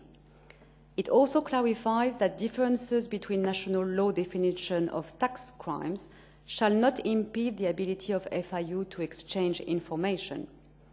It also provides that FIU must transmit information to another member state if relevant to this member state. In addition, EU FIUs are entitled to use all domestic powers to respond to foreign requests. So, of course, it remains to be seen if these provisions will be transposed and implemented properly at member state level. As regards the EU General Framework, it should be noted, and I will conclude with this, that the Commission has submitted a proposal for a directive in December aiming at enhancing harmonisation at EU level of the definition of money laundering and its predicate offences. So I will now let Dr. Anthony Amisel to present his findings on the comparative analysis he conducted in France, the UK, Canada and Switzerland. He will give you a more in-depth overview of the powers of these 4 FIUs and the particular obstacles they face. Thank you very much. Thank you. It's a pleasure to be here to present this research after my difficult night flight. So I'm happy to arrive and to present this research I've done with 2 colleagues, Kilian Chaudieu and Julien Berg, on, yes, the role of FIUs with regards to the fight against what is called, at least in the first 3 European directives, dirty money. So, and especially with regards, of course, to tax crimes. So maybe first of all, I would like to start with a short historical perspective, just to try to understand the role, the challenges encountered by financial intelligence units. As it was mentioned, we can say that FIUs, the financial intelligence unit, are the main national institution against dirty money. So if, of course, we want to understand their role, their practices, the issues at stake for them, we need to understand the contours of what is dirty money. And from the first directive in 1991 to the last one a few years ago, what dirty money means evolved a lot. In the first directive, dirty money was synonymous of drug money. And now, basically, dirty money is related to all forms of illicit financial flows, from drug offenses, terrorist financing, money related to corruption, to tax evasion, and so on and so forth. And that is a big impact with regards to the role, the rationale, or even, I would say, the identity of what is a financial intelligence unit. Because, as you all know, money laundering can be characterized as a dependent offense. It depends on a prior crime from which the money needs to be laundered. So it needs dirty money. And as I mentioned, initially, the financial intelligence unit were designed to fight against the proceeds of drug crime.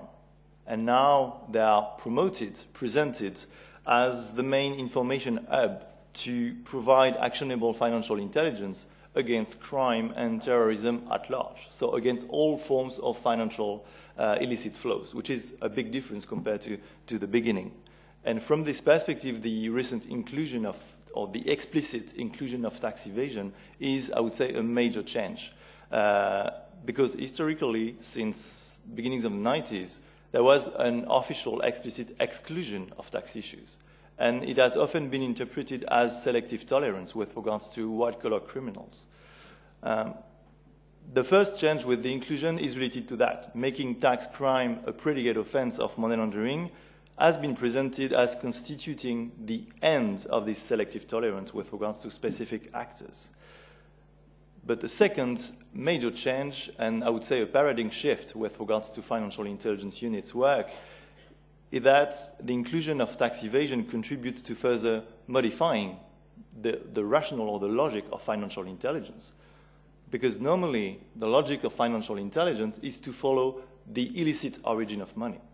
But with regards to tax evasion, it's a bit different, because the origin of money can be illicit, but it's the way it is used to avoid taxes that becomes illicit. So it could be the destination rather than the origin. And that's a big difference with regards the anti-money laundering apparatus. You have to focus on the origin, but also on the destination and the use of money.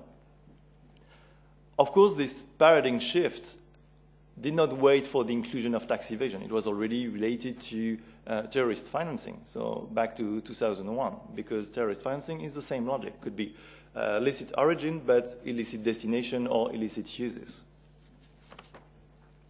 And here I would like to just to mention this impact of terrorist financing.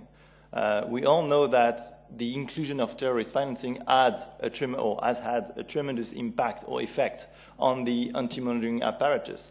But with regards to the field of financial intelligence, it is a matter of debate.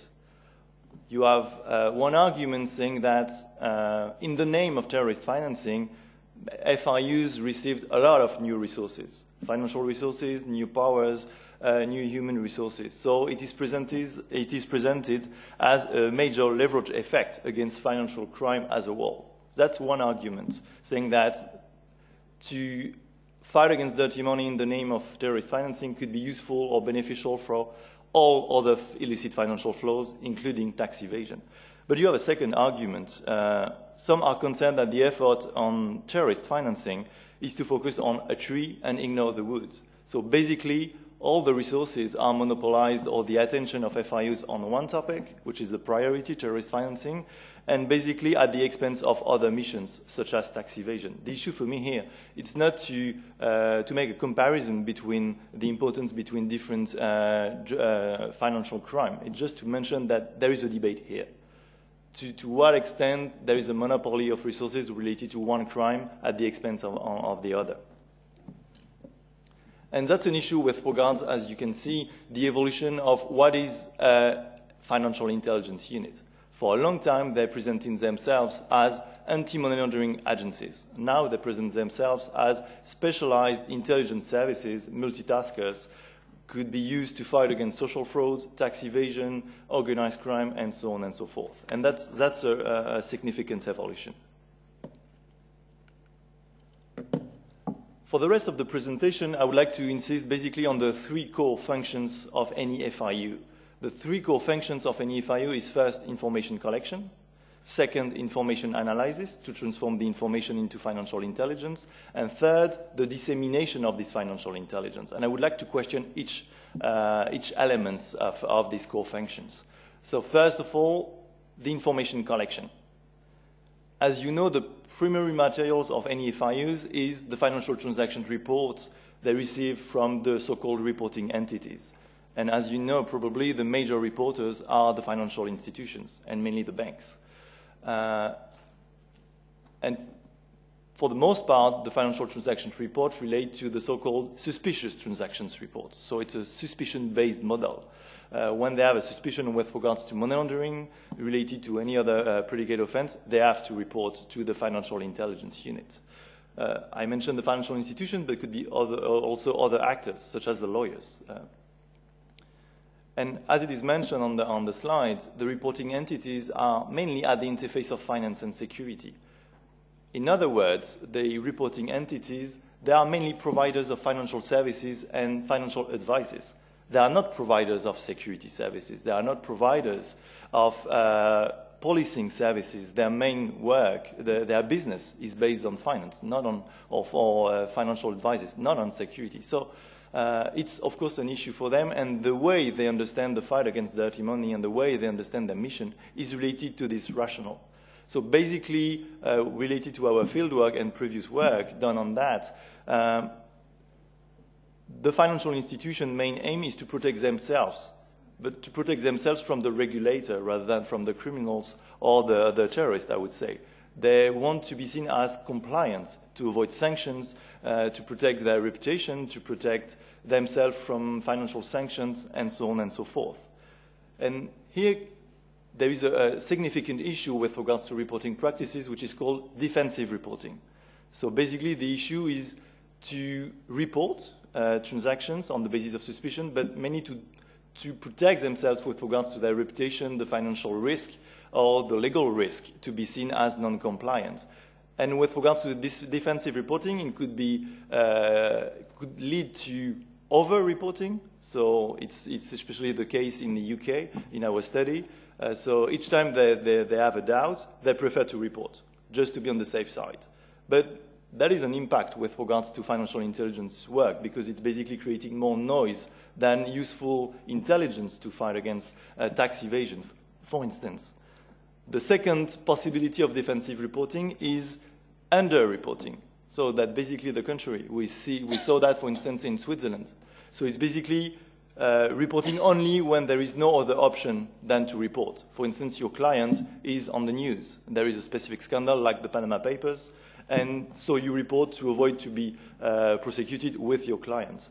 And I think it's especially true with regards to tax crimes, because for a long time, the financial institution especially, the compromise was to say we want to fight against money laundering because it's related to illegitimate actors, traffickers, organized crime, terrorist financing. But the idea was not to include legitimate actors or legitimate political and economic actors who can do criminal activities such as tax evasion. And so here there is of course an issue for them, how to detect that and how to do defensive reporting with regards to tax evasion. The second element, you can see that reporting practices between suspicion and monetary thresholds. The main system is based on suspicion. And maybe during the question I can argue that from one country to another, how suspicion is interpreted can change a lot. You can have reasonable suspicion, qualified suspicion, simple suspicion, and the way it will result to report, to denunciation is very different from one country to another. And you can see that with regard to the amount of report they receive. But few other countries, they also have automatic reporting, which is based on monetary thresholds. I think in the EU it's the case of 4 countries.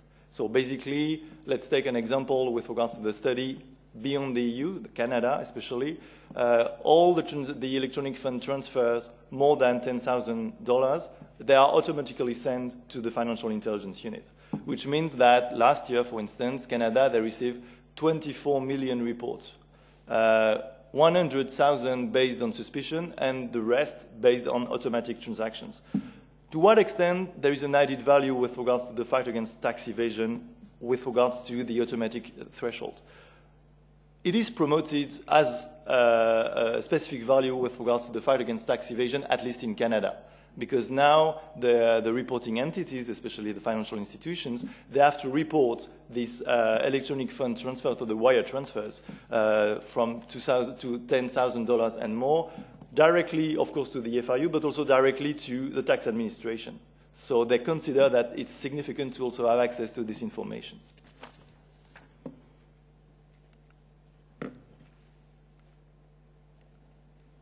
Now, with regards to the second core function of any FIU, which is information analysis. When they receive the suspicious transactions report or automatic report, how do they do their work to analyze that and to translate this information in specific financial intelligence?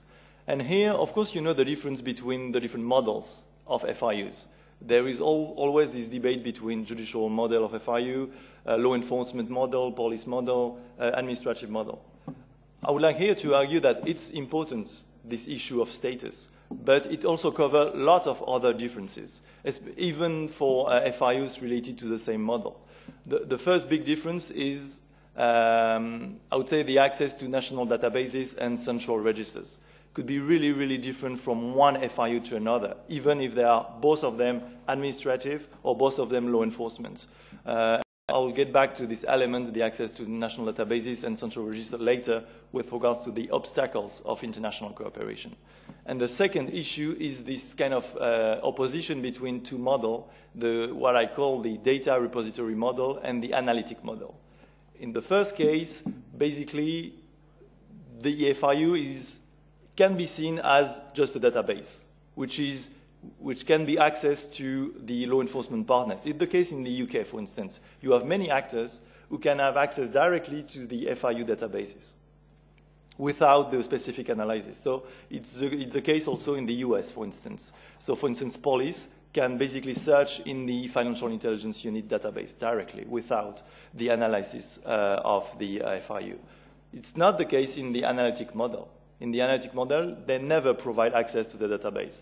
the law enforcement partners, they only receive the product of the analysis. They only receive the financial intelligence from the FIU. And that's a big difference. There is basically two models.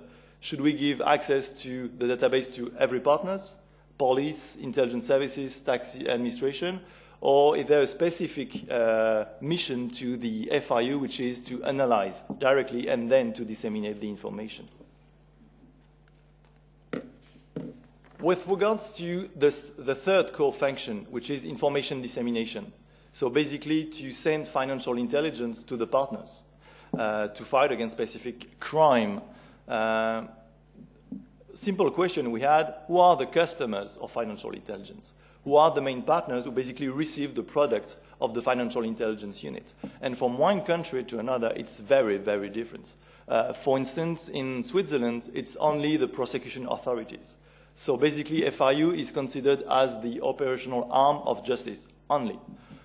In Canada, for instance, it's completely different. They can send their disclosure to intelligence services, police, tax administration, and so on and so forth. That's also the case, for instance, in France and to a certain extent in the UK.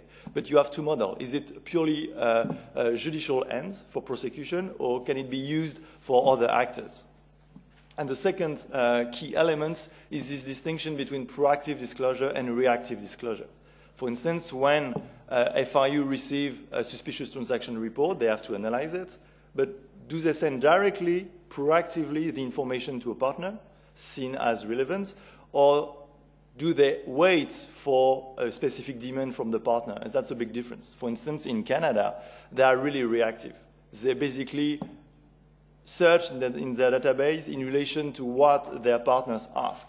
So if their partner asks on a specific type of crime, they will find that. But they will not find the other because they are not proactive. And that could be an issue with regards to different EU members. So basically, if no partners ask on tax crime, they will never find anything on tax crime, and they will never send something on tax crime. So this tension between proactive and reactive is really, really important. Now, with regards to still dissemination, so the third code function, but international cooperation. I will go quickly on this element to conclude on the obstacles. But there are at least two main communication channels. One which is international in relation to the Egmont Group, with a specific channel of communication. The Egmont Group, let's say, is the international organization of financial intelligence units. Now it's 152 FIUs, member of the Egmont Group, and they have the Egmont Secure Web, which is basically a secure mailbox to exchange information with regards to specific financial crime. And at the European level, you have the FIU Net, which is kind of equivalent, but with different capacities, or I would say characteristics on that. Why they want to cooperate together? Basically, they can receive a suspicious transaction report, and they can see an international element related to that. So they will ask the other partners, do you have any information based on that? Or they can see a specific request from their law enforcement partners at the national level and say, okay, we need to follow the money abroad to get this information. The main difference between the Egmont Group and the FIU Net is the sophistication. The FIU Net is more sophisticated. It's easier to retrieve information directly from that, and there is also the possibility to do multilateral cooperation. So just not bilateral, but also multilateral, and I can come back on that because it's really key, I think, with regards, especially the key question of an EU FIU. And maybe to conclude, if I have time on that, on the obstacles. So the main problems related to international cooperation between FIUs. The first element is the lack of capacity to respond to international requests. Maybe two elements on that. First, some FIUs cannot obtain information directly from their reporting entities if they don't have a specific suspicious transaction report in their database. Let's say France requests information to the UK. In this case, the UK say, we cannot ask to the bank if they have the information because we do not receive any suspicious transaction on the same case. It's not the case. It's not true for the UK, but it could be true for Switzerland, for instance. And it's a major issue. If they don't have the same suspicious transactions in the database at the national level, they cannot ask for, on behalf of the other FIU, to follow. And the capacity to respond is also very different with regards to the type of crime. So you can have really close partners, two FIU really close. They will exchange a lot on one topic, drug money, but not on tax evasion. So the type of crime, rather than the type of partners, is also a big issue. With regards to spontaneous dissemination in the EU, that's also a significant issue which is raised in the fourth directive, the last directive. It's basically to say if a specific country receives a suspicious transactions report which is related to another country, the idea would be to send automatically to this country. It's not the case at all for the moment. They say it's not relevant for our country, it stays in the database, that's it. There is no spontaneous dissemination, automatic dissemination to the country relevant for these suspicious transactions. And it's especially true with regards to tax evasion. That's a significant element. And the last element on the abusive restriction to use financial intelligence, we insist a lot with regards to the impossibility to get access to the information. This last, especially, we can come back to that, beneficial ownership, the central registers with regards to the holders of bank accounts. But except access, there is also an issue with regards to the use of financial intelligence. So some countries, for instance, they will exchange information with regards to tax crime, but they will say you cannot use it for tax issues. So basically, they receive the information, but they cannot use it for what they want, which is to prosecute or to continue on money laundering and tax evasion. So it's not only access of information, it's the condition to use the financial intelligence, especially with regards to tax evasion. And I will stop here. Thank you. Thank you very much for these very rich presentations. We will now have our last round of speakers. And we can certainly pick up issues that were presented in all presentations that we just heard. So I invite the co-rapporteurs of the Pana committee to speak. Again, Jeppe Kofod. Thank you, Chair, and also thank you so much for this very comprehensive presentation. May I start with the last presentation on the FIU discussion? I think it's key to us. And many aspects of the discussion has been revealed by the study here. But I would like to if you could elaborate a little bit. You characterized three major problems: the FIU vis-a-vis national authorities and the lack of, for example, the different FIUs have different competences. Some can oversee financial sector, banks, and so on. Others cannot, and so on. I think it's very important point, because what we see in many of the cases with money laundering is that criminals or tax evaders, they use the financial system to launder their money, and the financial system we have created is in a way too easy for people that want to do this, so we come out as proper money in the end. So if you could elaborate a little bit, I think, on the main point on the establishing a FIU on the EU level, whether it could resolve these many questions you raised, the many contradictions of competences and efficiency and role of FIUs. And in your comparative studies, do you see an approach which we could take on the European Union that could be successful in establishing this? We have FIU Net, of course, an Egmont group, as you mentioned, internationally. But is there something we could do more specifically to create a real European Union financial intelligence unit that could also have the ability to look at how criminals, they use financial system to launder money? This link is so important to me. Then secondly, on the preliminary overview of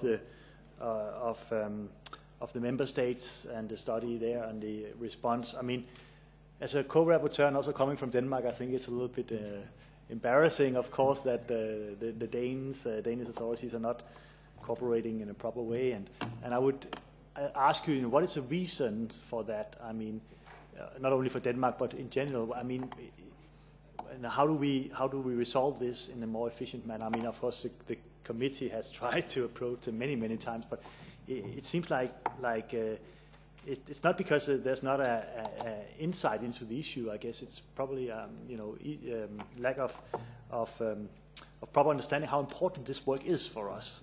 So what is your assessment of the reason why a country like Denmark and other countries, we would use my country as an example, why they do not provide answers in time, why they do not understand the task they are given by us, and is there any way we can improve so we make it more clear to them what this is about?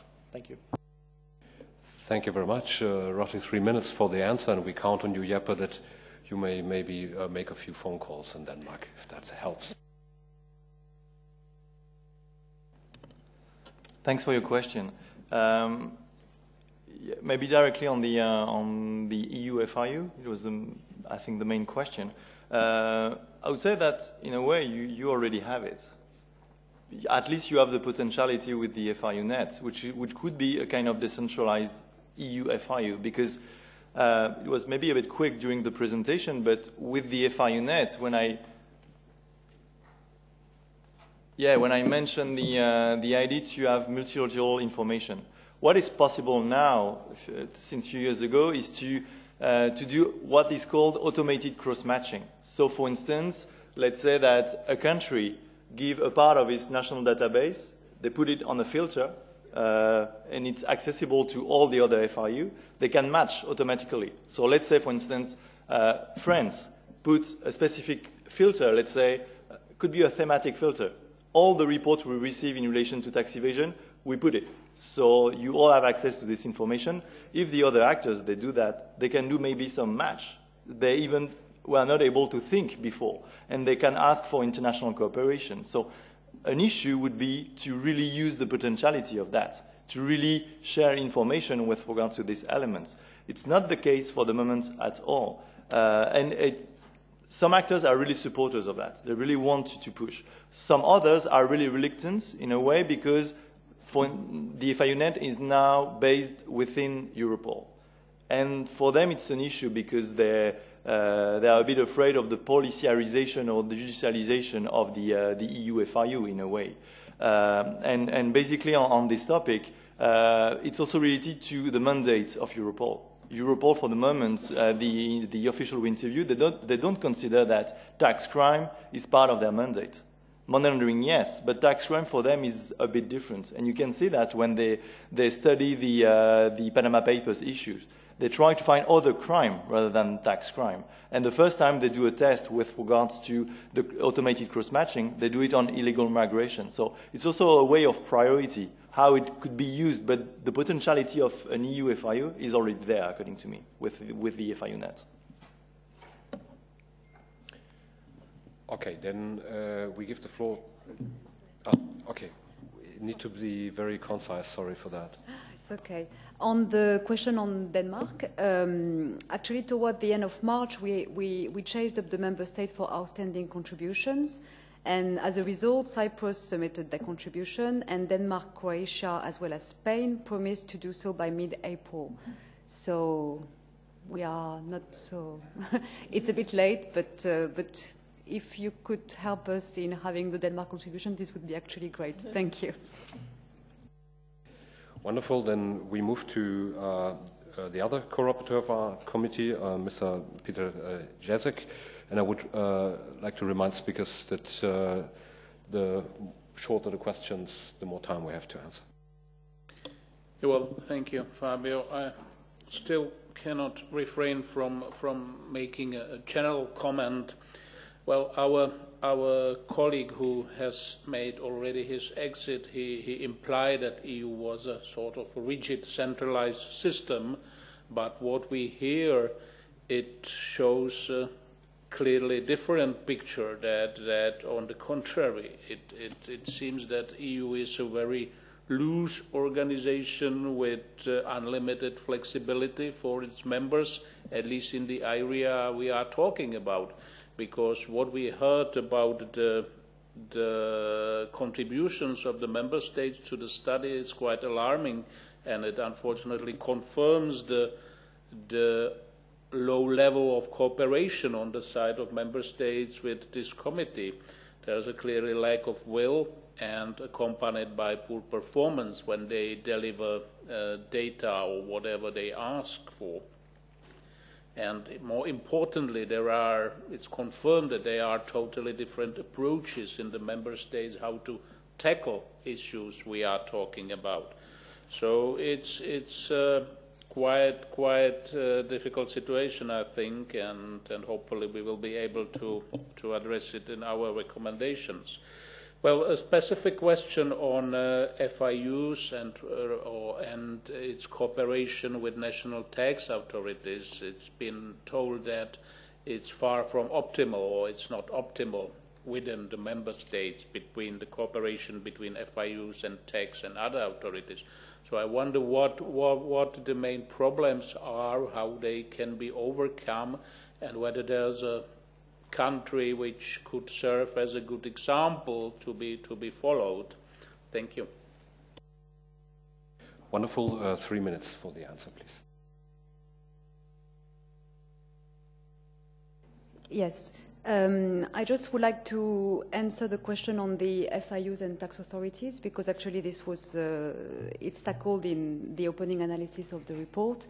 So in the report we describe various ways of cooperation between FIUs and tax authorities. One of the issues is what is referred to as multiple reporting, which actually what Anthony just described is the fact that the suspicious transaction report are not necessarily exclusively used by FIUs, but can be used by other authorities, creating some sort of problem when it comes to two authorities investigating the same information. So in the report, we actually rely on another report produced by the OECD that analyzes the different model of cooperation at national level between FIU and tax authorities, and that gives actually very interesting leads on how to improve each of the models. So one of them being establishing clear memorandum of understanding between authorities, others being, for instance, to post liaison officers from tax authorities within FIUs, or the other way around. But also promoting exchange of best practices and a kind of training as well for the FIU's staff and the tax authorities staff. So there is definitely ways to improve how it works, and it is actually quite described clearly in the report itself. So I invite you to have a look. Thank you. Anthony, I don't know if you want to add something? Yeah, it's clearly a significant point, this cooperation or this difficulty between FIU and tax administration. They always use the same metaphor. They say before we had a Chinese wall between the tax administration and the FIU. Now we just have the Berlin Wall. Still, there is this kind of tension to exchange information. And it's also related to the history of anti-money laundering, because at the beginning it was related to trafficking or organized crime. And the way of thinking dirty money and the fight against dirty money is still there with regards to the FIU, which is really different with regards to the tax administration. And it's difficult for the tax administration to work with prosecution authorities on law enforcement because they think that their main issue is administrative. So there is also a kind of professional, cultural difficulty to exchange information, which can be seen as different even if they have this possibility. Thank you very much. The next speaker on our list is Mr. Darius Rosati from EPP Group. Yes, thank you, Mr. Chairman, and let me express my thanks to the speakers for their effort and interesting conclusions from their studies. My first reaction to what you have said is that there is surprisingly little harmonization between the member states when it comes to the models, functioning procedures, scope of information, willingness to cooperate of the financial intelligence units. And this diversity also extends to the cooperation between them and tax authorities, as you said just in a minute. My first question is, to what extent in such a situation is it possible for the European Commission to verify the application of the anti-money laundering directive? to what extent the Commission can be assured that member states they fulfill this minimum standard as far as the monitoring of suspicious transactions is concerned, to what extent illicit flows can be detected in this very diversified legal and administrative frameworks that exist in individual member states. And to what extent we can be sure here, also in this House, that anti-money laundering directive is actually implemented in a way that guarantees the fulfillment of the goals of that directive. And the second question is as follows. When we have this very diversified mosaic of frameworks, one is tempted to believe that in some countries it is easier simply to conduct fraudulent transactions and to evade taxes. If this is so, and this is, by the way, confirmed by the statistics coming from the Panama Papers, because some countries, they appear in those statistics more frequently than others. So if this is the case, then the methodology used in the previous panel, that we extrapolate the proportion of, let's say, illegal transactions vis-à-vis, or, I mean, the deficit in tax revenues vis-à-vis as related to the total government expenditure, total government tax revenues, and we extrapolate this, I would say, ratios to other countries, I think it doesn't make much sense, because if we have these underlying differences in institutional setups, then we can, by definition, we will have different proportions of lost taxation money in different countries. Could you comment on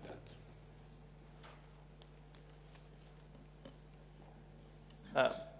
On the first question, to your comment on the lack of harmonization, and then how to verify if it is implemented, and maybe if it is efficient, could be another question related to that, of course. There are two questions on that, or two issues. First is to see, do they comply, which means the FIU, do they do their work with regards to the three core functions? But that would be a kind of technical compliance. There. Do you receive information? Yes. Do you analyze? Yes. Do you disseminate? Yes. With regards to the efficiency, that's a debate which is as old as the fight against dirty money. What would be the criteria to say it's efficient? Some countries argue that it's related to the amount of suspicious transactions reports you receive. For instance, the UK would say we receive 400,000 suspicious transactions report per year. We are way more efficient than Switzerland that receive just 2,000. But the reply of the Swiss authority would be to say we receive only 2,000, but it's really efficient because we disseminate 80% of that, so it's high quality. But at the same time, it's related to defensive reporting. It's basically based on information on the press. So, of course, it's useful because there is a tautology here. It's only on the press, so they decide to report. So, of course, it's useful because it's already related to a prosecution. The main topic still is what would be the criteria to identify the efficiency? Some would say it's the number of prosecution, but others say no, it's intelligence. In our name, we are called Financial Intelligence Unit. We are not the operational arm of the justice. So we should be evaluated in another way. So the main topic here, beyond technical compliance to see if they do their work, is to find a way to try to understand their work. And it's really difficult because now it's from tax evasion to terrorist financing. Is it the same criteria to evaluate that? So I think it's an opening question, but it's a difficult one and a right one.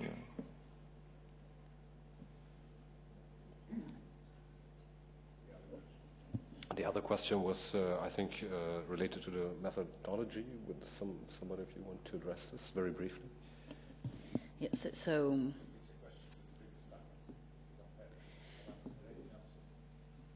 yeah, it's related a bit. No, we will have it in our study. We'll have a look at all member states, but as you just said, it will be limited. We'll look at the numbers of, I don't know, the personnel allocated to financial intelligence units, the number of cases prosecuted, the fines that were applied, but then I think it will be complicated to say that this number means this is efficient, this number means this is not efficient. But we'll have a comparison at all member states. No, I'm sorry. My point was slightly different. There were estimates of the losses, of revenue losses to governments. But because not all the governments or not member states have reported those estimates, so the estimates taken from the sample of countries have been extrapolated to the rest of the EU, assuming that this is the same ratio of lost revenues. But given the large complexity and the differences among the institutional setups in individual member states, I think this assumption is questionable, at least to say. I think this was not the area you were looking into, so I would propose that we have a separate discussion with the researchers from the first team. I would then like to give the floor to Mr. Ramon Atondo by the S&D Group. Sí. Thank you. In Spanish, please. Yo querría en primer... First of all, I'd also like to thank you for your interventions, and then I have 3 questions. First of all, something that my colleagues referred to. Mr. Rosati and the LD representative have said that there are many differences between our countries in the EU, and that it's easy to have financial trade or exchanges. So it's our impression that what's missing in the EU, in the European Commission, is a unit to monitor all the national tax policies. Now, maybe the question isn't one you can answer, but we're interested in it because that could be a recommendation on the part of our committee. If we ask then that the Commission should have a specialised unit to control and monitor information to allow for a better exchange of information on legislation that's so different in the area of taxation.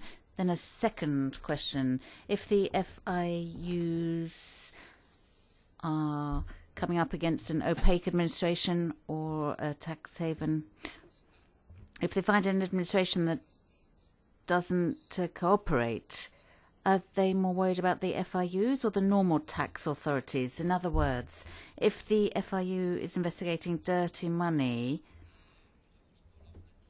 does it get a more cooperative response from the so-called opaque financial locations?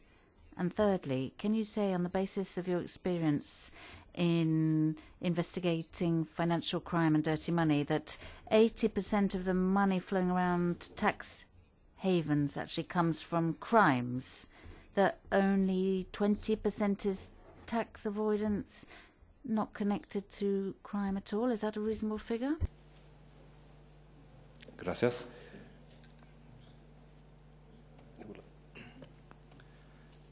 Thanks for your question and your comments. First, with regards to the cooperation, let's say, of an EU FIU with, as you mentioned, an opaque or tax haven country. There are 2 situations with regards to that. The first one, in relation, for instance, to the Panama Papers, is the difficulty to identify the beneficial owner. That's clearly the issue. Because always we say we are not able to trace the financial flow. They are able to trace the financial flow, but they are not able to match the financial flow, the financial transaction with a name, with an identity. So the main issue for them is that, for instance, in Canada, law enforcement, they have a lot of difficulty to find the identity of Canadian-owned Canadian companies owned by entities abroad. So the issue of beneficial owners is key here.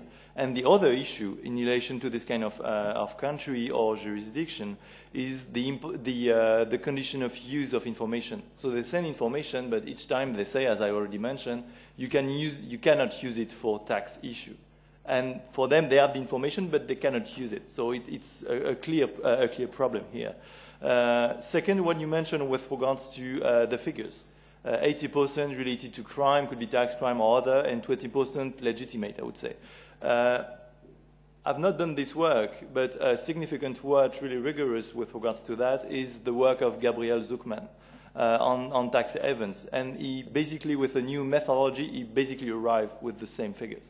80% would be related to illicit money in a way or another, and 20% not. So with regards to his work, that would be relevant. Okay, thank you. Mr. Tonner, your microphone is still on? Okay. Yes. No worries.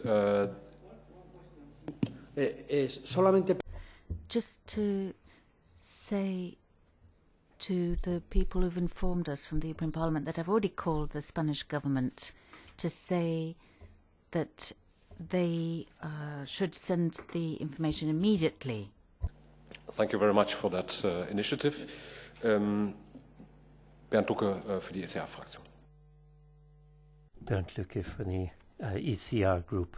Thank you. I'll be speaking in German.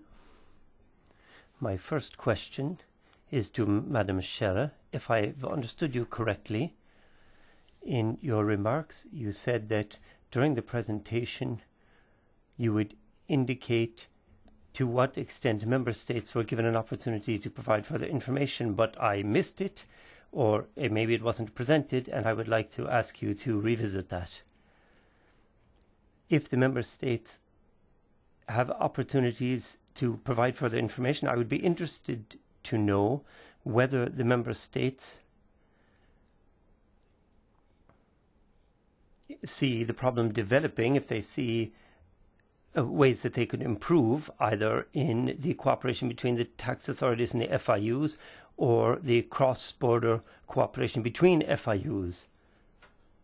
For me, as a German person, it sounds a little bit pessimistic that we had to talk about a Chinese wall and a Berlin Wall, that perhaps it was easier to get over the Chinese wall than over the Berlin Wall. Maybe there'll be better progress than this. This is information that would be very important for us, where the member states can see, where you see progress in the member states, where you see stagnation or impediments, and I think we should learn about that. You present things very well. You spoke about correlations. You pointed out certain phenomena where we see a need to change things, but I think the authorities in the member states, what do the authorities themselves think the biggest problems are? Since we can't solve all problems, we need to maybe prioritize the problems so that we can concentrate on those which at the moment would be the most important ones. And I wonder if there is a candidate for the biggest problem of the FIUs and perhaps also the tax authorities. There are a lot of huge numbers of suspicious transaction reports which no FIU or tax authority could really handle, and therefore you have to ask the question, is the way these are constructed sufficient? And also, how can we find sufficient information so that we can extract the relevant information? So I would be interested where we could continue to make improvements in providing further information from the member states. Is it conceivable that we can use even as primitive an indicator as transactions that are over a volume of 10,000 euro?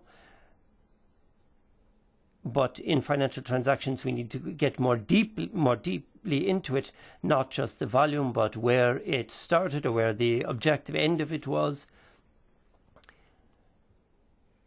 But if you can search all this in a computer with 3 letters, if all the information is there, I would be very interested in it. And we need to look more into these areas of data filtering. Finally, do I still have a question? You have 1 minute left for the answer. Okay, then I'll stop. Yes. So just to come back to to what extent the member state will be able to provide further information. So this referred to the study based on the questionnaire. It's not the study on FIUs. Just to clarify. I know. Yeah, I know. Yeah. And so for this one, what we will be doing is when the country fish will be ready, the one we have showed you, when we will have finalized all of them, we will transmit them to the member states for them to comment, to provide further information. And furthermore, I think the fact that all the replies are made public on the Pana website is also helpful for the member state to realize the level of information given by the other member states. And this can also provide an impulse to provide the best information available. Just one thing on the FIU, actually the mapping exercise led for the European Commission that was released in January is actually a good snapshot of how the EU FIUs identify the obstacle they face. So it's really the point of view of the FIUs, because the mapping exercise was based on surveys sent to EU FIU staff themselves. So actually the responses really provide a good overview of how the FIU feel at this stage when it comes to cooperation with one another. Thank you. Thank you very much. Unfortunately, due to time limitations, we cannot proceed here at this stage. There was no indication given by the ALDE group for a speaker other than Peter Jezek, who already had the floor. Is there somebody from ALDE here who would like to take the floor? Okay, then the next one on the list is somebody from GUE NGL, which in this case would be myself. So you can use the hammer if I'm over time. The first question, you indicated, Dr. Michel, in the study that, for example, Switzerland, if it has no suspicious transaction report, it cannot request additional information. We've seen in the reading room, and I can, for obvious reasons, not go into detail, that there were certain categories of professions, let's say the legal profession, that had quite low number of reporting in certain member states in terms of suspicious transaction reports. Did you come across any bias, let's say, that a particular profession would perform low in terms of the quantity of suspicious transaction reports, and how might this impact your study? Secondly, I had a very simple question once to the European Council and the Commission. How many bank accounts in the European banking system were frozen related to suspicious of transactions related to funding of terrorist activities? I had the statement by a British bank, HSBC, that they had quite a number of reports about this. And then the Commission told me, well, we are no law enforcement agency, so you have to ask the FIU about the number. We went to the UK in a delegation and asked the British FIU, and they said this is something that we cannot address. This is in the remit of some ministry. I don't remember exactly which. So did you come across this kind of competence mismatch there somehow, and would that also play a role in effectively responding to the problems also in the field of financing of terrorism?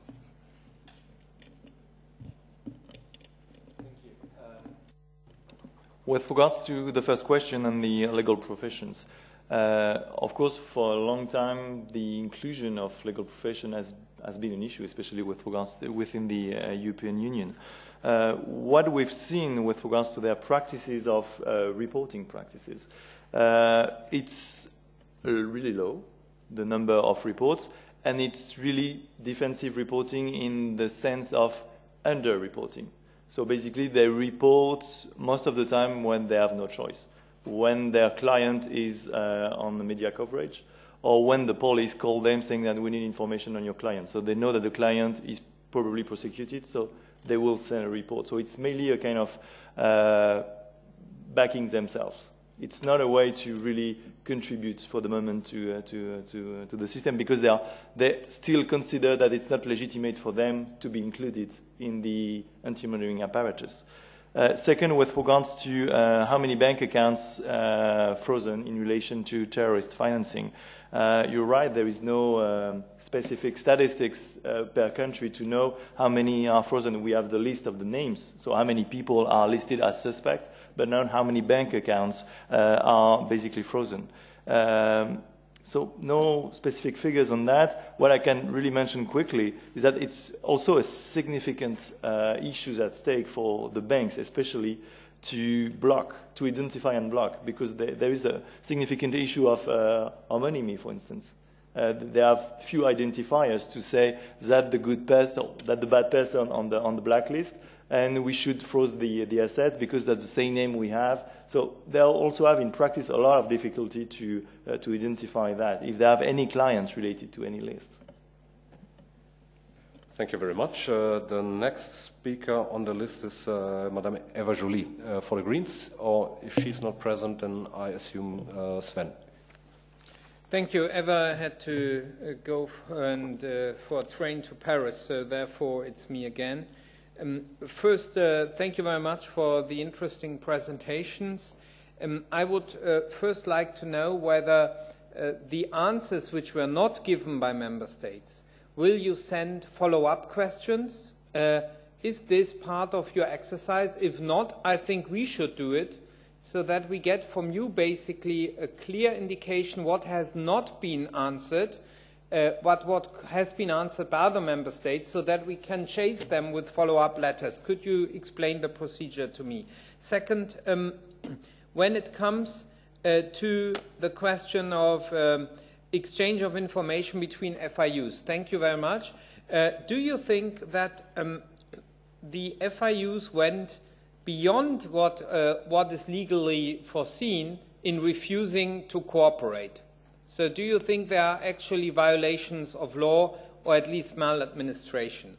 Then I was very interested by what you were explaining about the different definitions, whether tax fraud is a criminal offense, if it's a predicate offense to money laundering.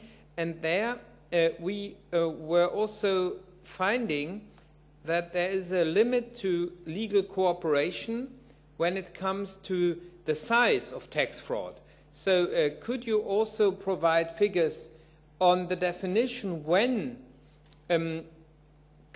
frauding tax is seen as a criminal offense in the member state, so the thresholds applied. So Luxembourg has 200,000 euros, and you can hardly prove in most cases that there was a fraud of that size, and therefore legal cooperation is not granted by Luxembourg. And lastly, on the money laundering side, when it comes to suspicious transaction reporting, could you find that or do you see any logic that if you create offshore companies, that this is not by itself a suspicion and should trigger a suspicious transaction report? Thank you.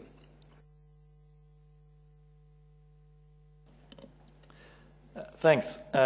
First, with regards to possible illegal obstruction of FIU with regards to international cooperation, is I get right the question. Here there is a legal matter, because at a national level, they have to exchange information with their national partners. At an international level, they can, or they should.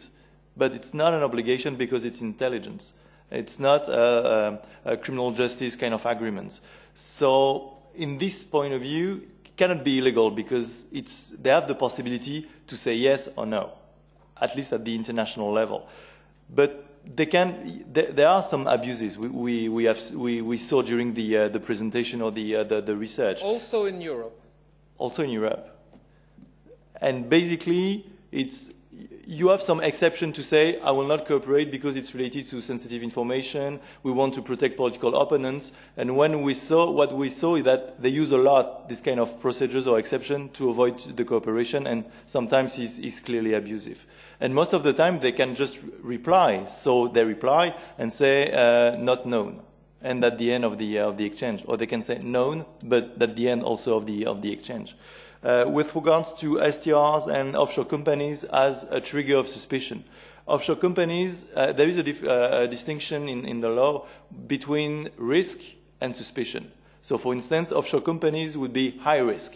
But high risk means that they will be monitored a lot. So they will be more controlled, more monitored by the bank, for instance, normally.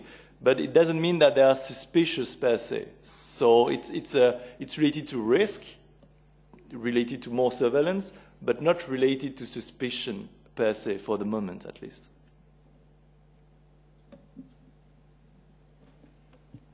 All questions satisfactorily answered? Okay. Maybe to answer your first question regarding the follow-up that we will try to have with the member states.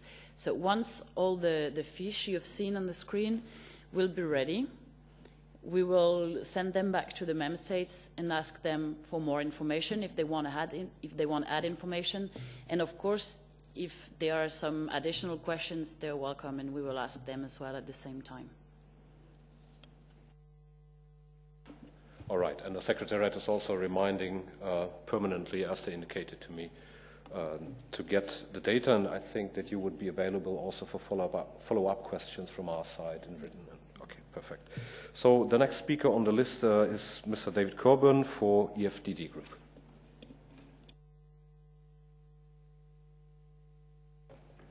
Thank you, Mr. Chairman, honourable members.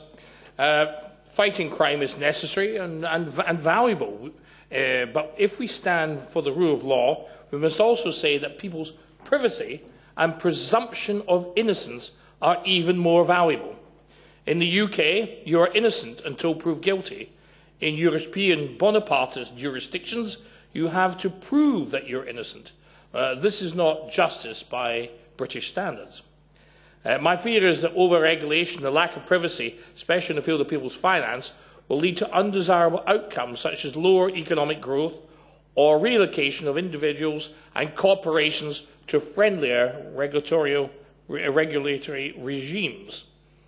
We can, however, fight the grey and black economy by making our regulatory regimes friendlier.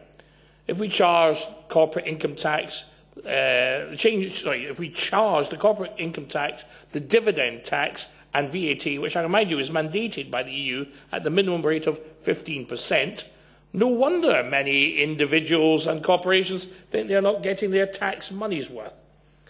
Do you not agree that deregulation and lowering of taxes for society is more beneficial than inventing even more complicated ways of compliance and reporting? I would think that the use of they used to use the word terrorism all the time as a way of looking into these matters, but this is sort of the world of George Orwell. This is a tremendously good excuse to stick your nose into other people's business.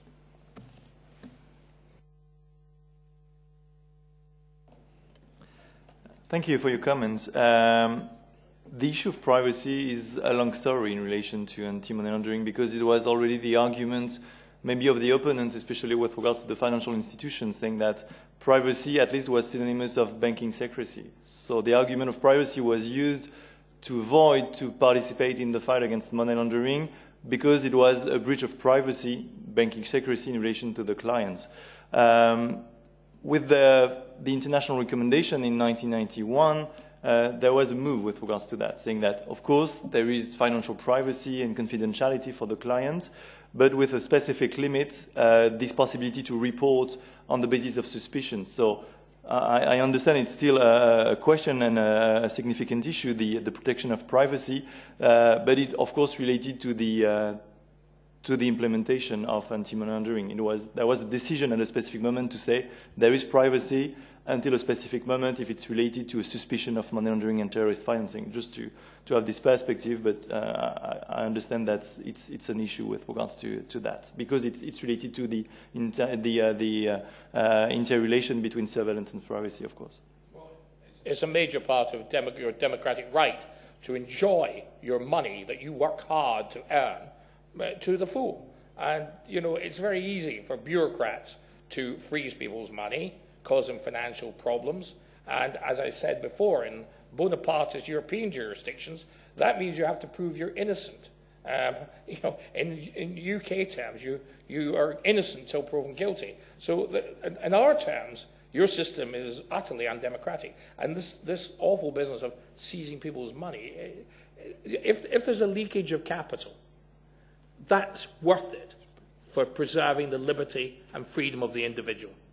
That is, without doubt, the most important thing of all. And that's why we're leaving the European Union. Do you desire to comment on the hard-earned money? Maybe just a small comment, because there are two issues. There is one issue with regards to blacklist and freezing assets, but the other issue you mentioned is privacy. And basically, with regards to that, we come back to the beginning of the conversation, and I think the Panama Papers Committee, because the main issue with regards to the Panama Papers was to say we are able to follow the money, but not to match this illicit money with a specific identity or name. And if we come back to the idea of banking secrecy and privacy, we cannot basically fight against tax crime. So there is a kind of tautological issue here. If it's not possible to go beyond that and to match identity and information with regards to financial flows, there is no fight against financial crime possible. Well, let's err on the side of liberty, shall we? All right. I would also like to remind us all that to defend the interests of the hardworking people who pay their taxes, you have to go after those who don't, and that not always the Panama Papers showed, let's say, very very reasonable ways of hard earning money, such as child prostitution rings and other professions that I think we agree we don't want to see flourishing. So the next speaker on the list could be from a Bonapartist regime, but there's nobody present from the ENF, I think. So I would suggest we move on to EPP. They have not signaled to us who would like to take the floor. Is there anybody from EPP who would like to take the floor? That's not the case. So then we can happily conclude. And before concluding, I propose to give the floor to our co-rapporteurs for very brief final remarks, if they wish so. Jeppe, you have anything to conclude? No, I'll do very brief, because I think, again, the interesting part is also to follow up with member states, and we have to do that in a collaborative manner. And also we have to think about how we address the lack of cooperation in our report later in the committee. So that's just one message. And on the discussion of FIUs, I think we have a lot of food for thoughts and also things that we can think about in our recommendations. So we will definitely also use this input. Thank you so much. Peter. Thank you, Fabio. Well, just to thank to our colleagues for the presentations, and I've already made some general remarks related to the situation in the member states. So have some other colleagues, so I think that we will devote a proper attention to that, obviously, in the report and the recommendations. Thank you. So then the time has arrived for the final informations. I would like to draw your attention to the committee meeting of next week, 2nd of May at 3 p.m., in which the results of 3 more studies will be presented, so more food for thought. 2 of those will focus specifically on the roles and responsibilities of intermediaries, such as lawyers, accountants, and banks. The 3rd one looks into the overseas countries and territories of the European Union, which are linked to 4 member states: Denmark, France, the Netherlands, and the UK. I would like to thank the participants to this meeting for the contributions, first of all, to our researchers. Secondly, also certainly to the staff of the political groups being present here so long, and the remaining MEPs. Usually it's travel time. Thank you very much for the support of the Secretariat, and thank you very much to the translators. We don't have anything under any other business, so we can conclude the meeting.